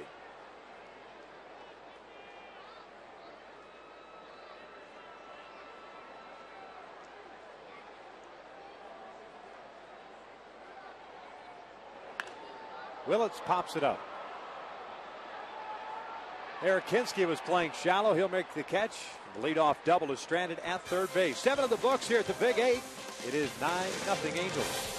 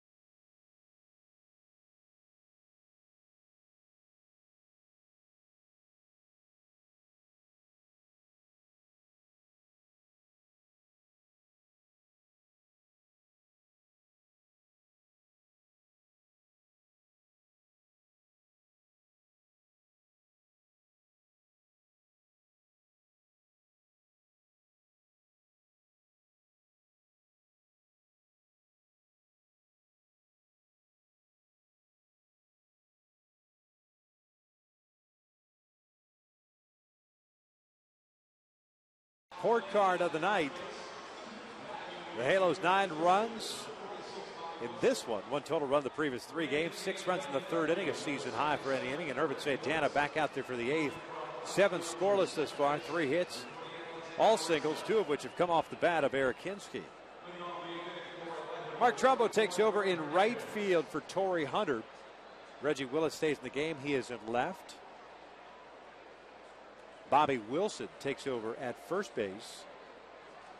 Bobby would bat in Torrey's spot in the order. Amarista moves from left to second. Joey Hernandez, his first AB of the game, grounds one to short. And there's one pitch and one out to start the 8th inning. Irvin Santana, 79 pitches with one out here in the 8th.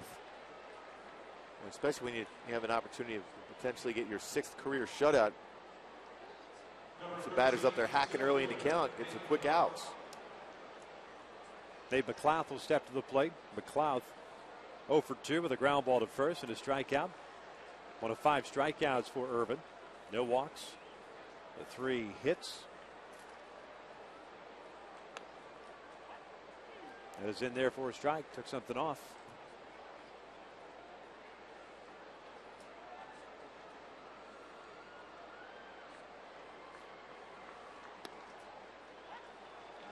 No balls, 2 strikes.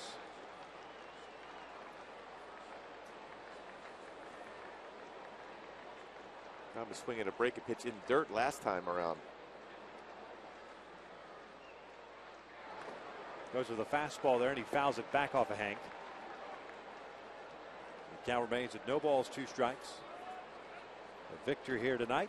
The Angels back at 500 at 23-23, and they would even their home record to 10-10.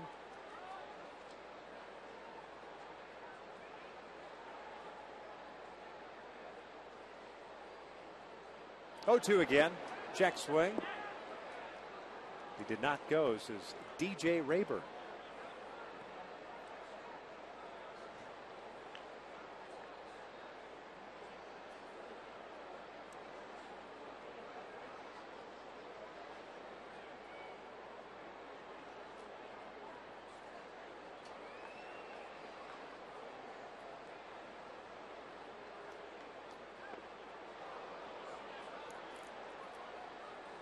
Haven't seen that too often from Irvin tonight, overthrowing the slider.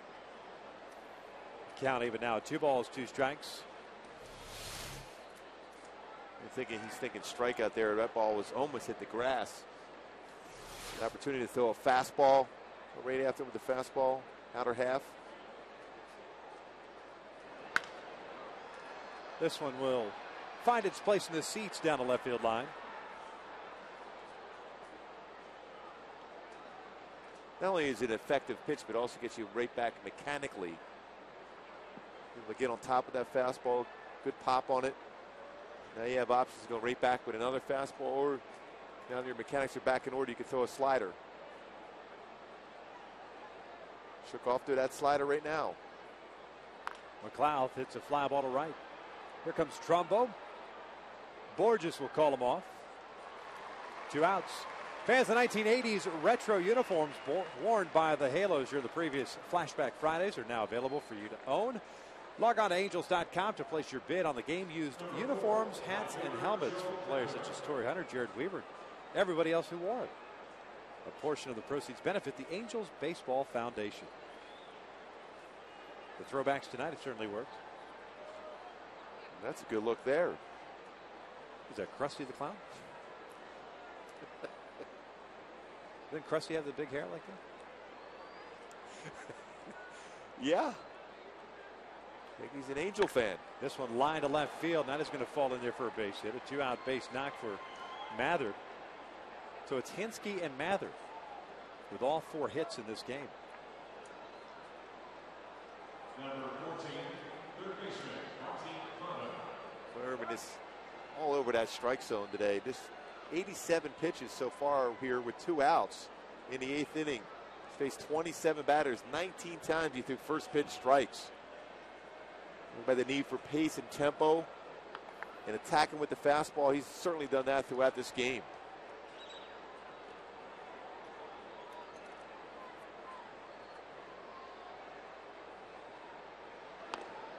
Breaking pitch upstairs to Martin Prado. It's 1 ball, no strikes.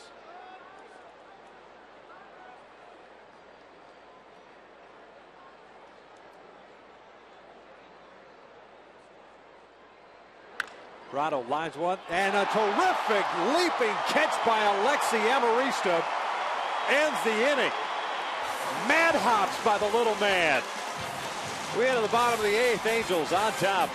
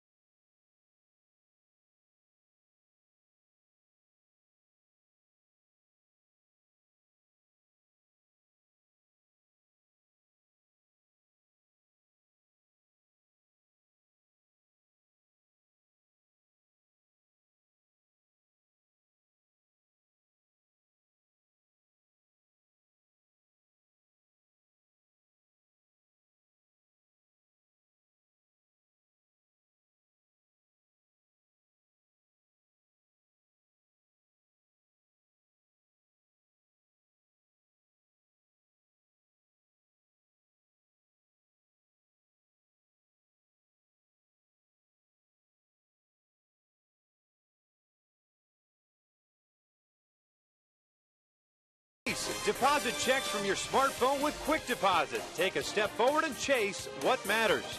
By Jeep, the Jeep brand now celebrating 70 years of legendary heritage. And by 76 Gasoline. We're on the driver's side. Bottom of the 8th inning, Halos up by the score of 9-0. New second baseman for Atlanta, Brooks Conrad, takes over for Dan Ugla.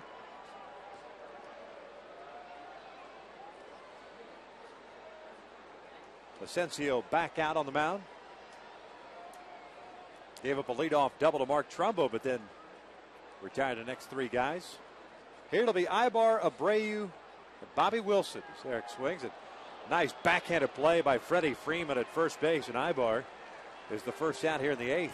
Certainly very good defensively, Freeman. Good range. Oh, it's hit well, too. Chip Carey, the voice of the Atlanta Braves, sitting next to us, raving about Freddie before the game, as was Joe Simpson, saying he will win a Gold Glove. There's no question about it. That's how good Freddie Freeman is at first base.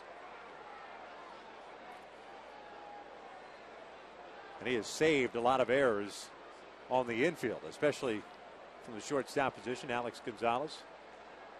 Well, you can see that with when Mark Teixeira was here, then he went over to the Yankees, how good it is to have a slick fielding first baseman. Not only he makes the play, but it's all about that flip to the pitcher covering, because you're trying to find the base as a pitcher, but you have a perfect flip like that. It's comforting. Braves minor league player of the year last year. Bobby Abreu has reached all 4 times, 2 for 2 with a couple of walks. Has an RBI, so he now has 17 on the year.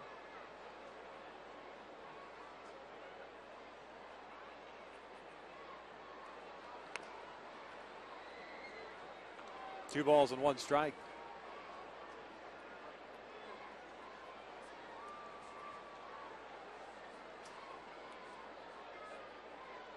Another youngster for the Braves tomorrow on the mound, Tommy Hanson. Going up against Pinheiro. Hard fastball. Yep. A slider similar to what you see what we saw throughout the game from Irvin Santana tonight.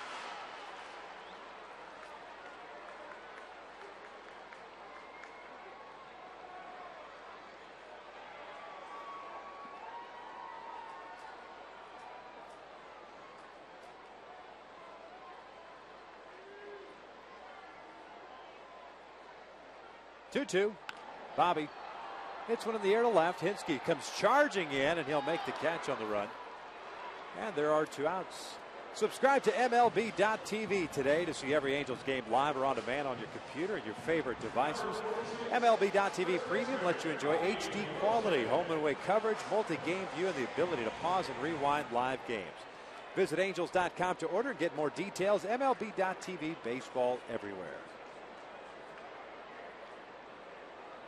2 outs, nobody on for Bobby Wilson, getting his first plate appearance tonight. Taking over at first base in the top of the inning. Bobby hitting .267 on the season. A nice game the other day when he started. Had a couple hits. Yeah.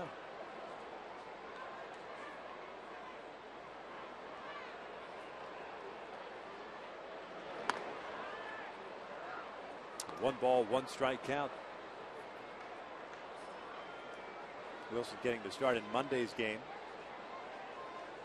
against Brett Anderson of the Oakland A's. Went 2 for 4, with a single and a double.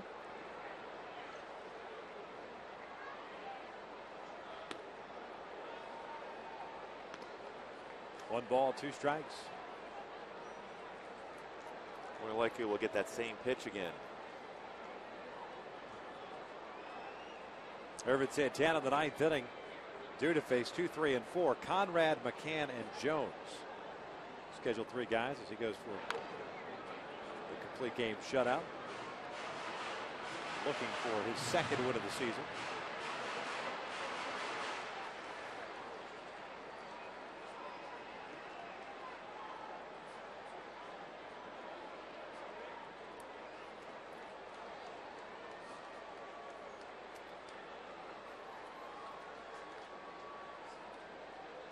One-two pitch. Outside. It is 2 balls, 2 strikes. Don't forget, tomorrow night, 7:05 here at the Big A. Because of the Fox National game starting at 4 p.m. Pacific. Got to be outside the window there. So those Saturday games that are normally 6:05, but tomorrow is a 7:05 start. Bobby grounds this one to the left side. Prado has it. That's a 1-2-3 inning. We head on the 9th. Irvin looking for the complete game shutout, up 9-0.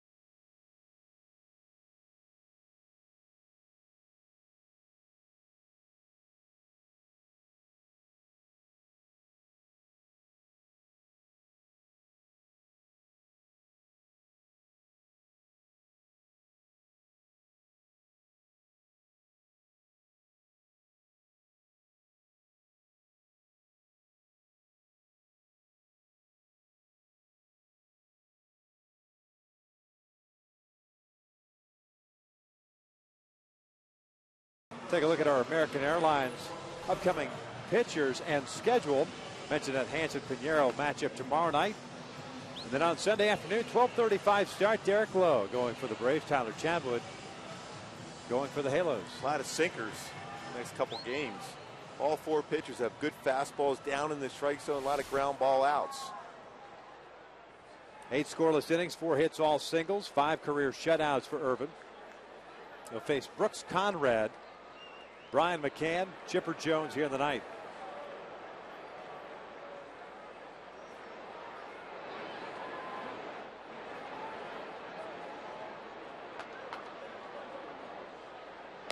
Conrad takes downstairs.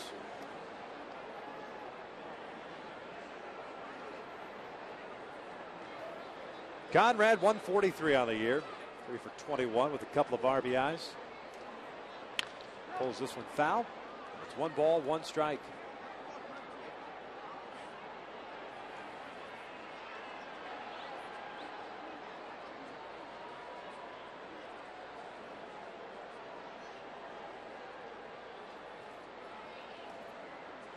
Masterful performance thus far by Ervin Santana.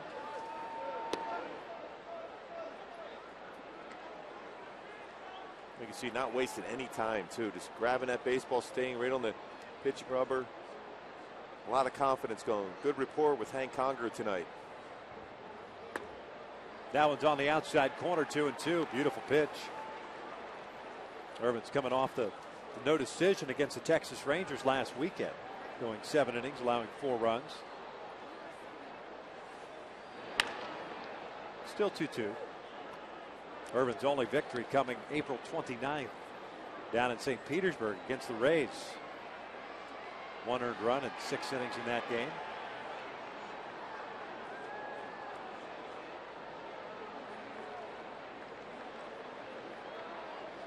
Another 2-2. Conrad lays off the breaking pitch. And a full count. Brian McCann, the catcher's on deck.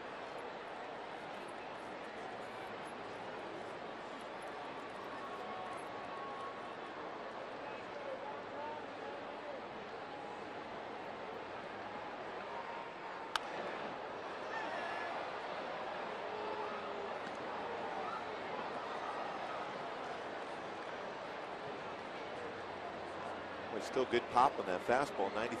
93-94 here in the 9th inning for Ervin. Free and easy.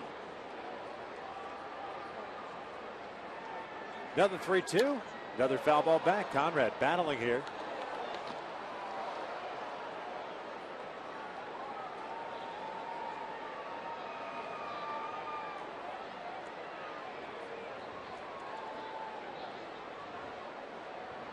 .97 pitches thrown by Santana.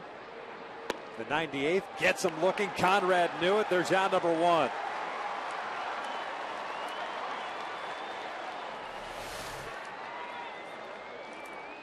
Boy, just a great break to that slider. Late action. Now 6 strikeouts in the game for Ervin. No walk so far. Still a great snap on that on his 9th pitch to get the strikeout. McCann swings and drills one out toward right center field. Playable for Borges. 2 outs. McCann 0 for 4 on the night. Well, he doesn't waste a whole lot of time swinging. No. He might have made 4 outs on 4 or 5 pitches.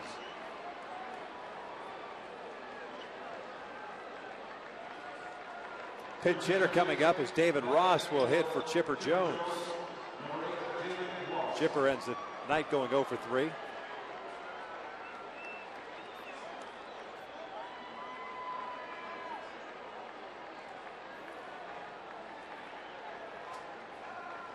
Halos will be at 23-23 now on the season.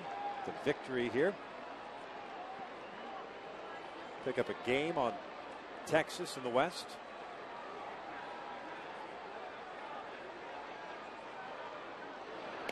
Breaking ball is in there for a strike.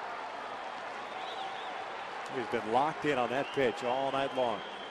It started early. It may have even started with Martin Prado, the very first batter of the game. Boy, he stayed on top of that pitch. We talked about it at times. He gets underneath on that throw. No balls, 2 strikes. 94. 40,211 here at the Big A. The start of a 7-game homestand. 3 against the Bravos, 4 against the Oakland A's, and a very good start for the Angels tonight. Here comes the 0-2. Check swing. Did not go, and it's 1 ball, 2 strikes. Ervin is just outstanding, but a lot of credit has to go to Hank Conger, what he's done behind the plate with him. Kept him in a good pace throughout the game. Well, there hasn't been a whole lot of shaking off behind there as far as the signs being put down.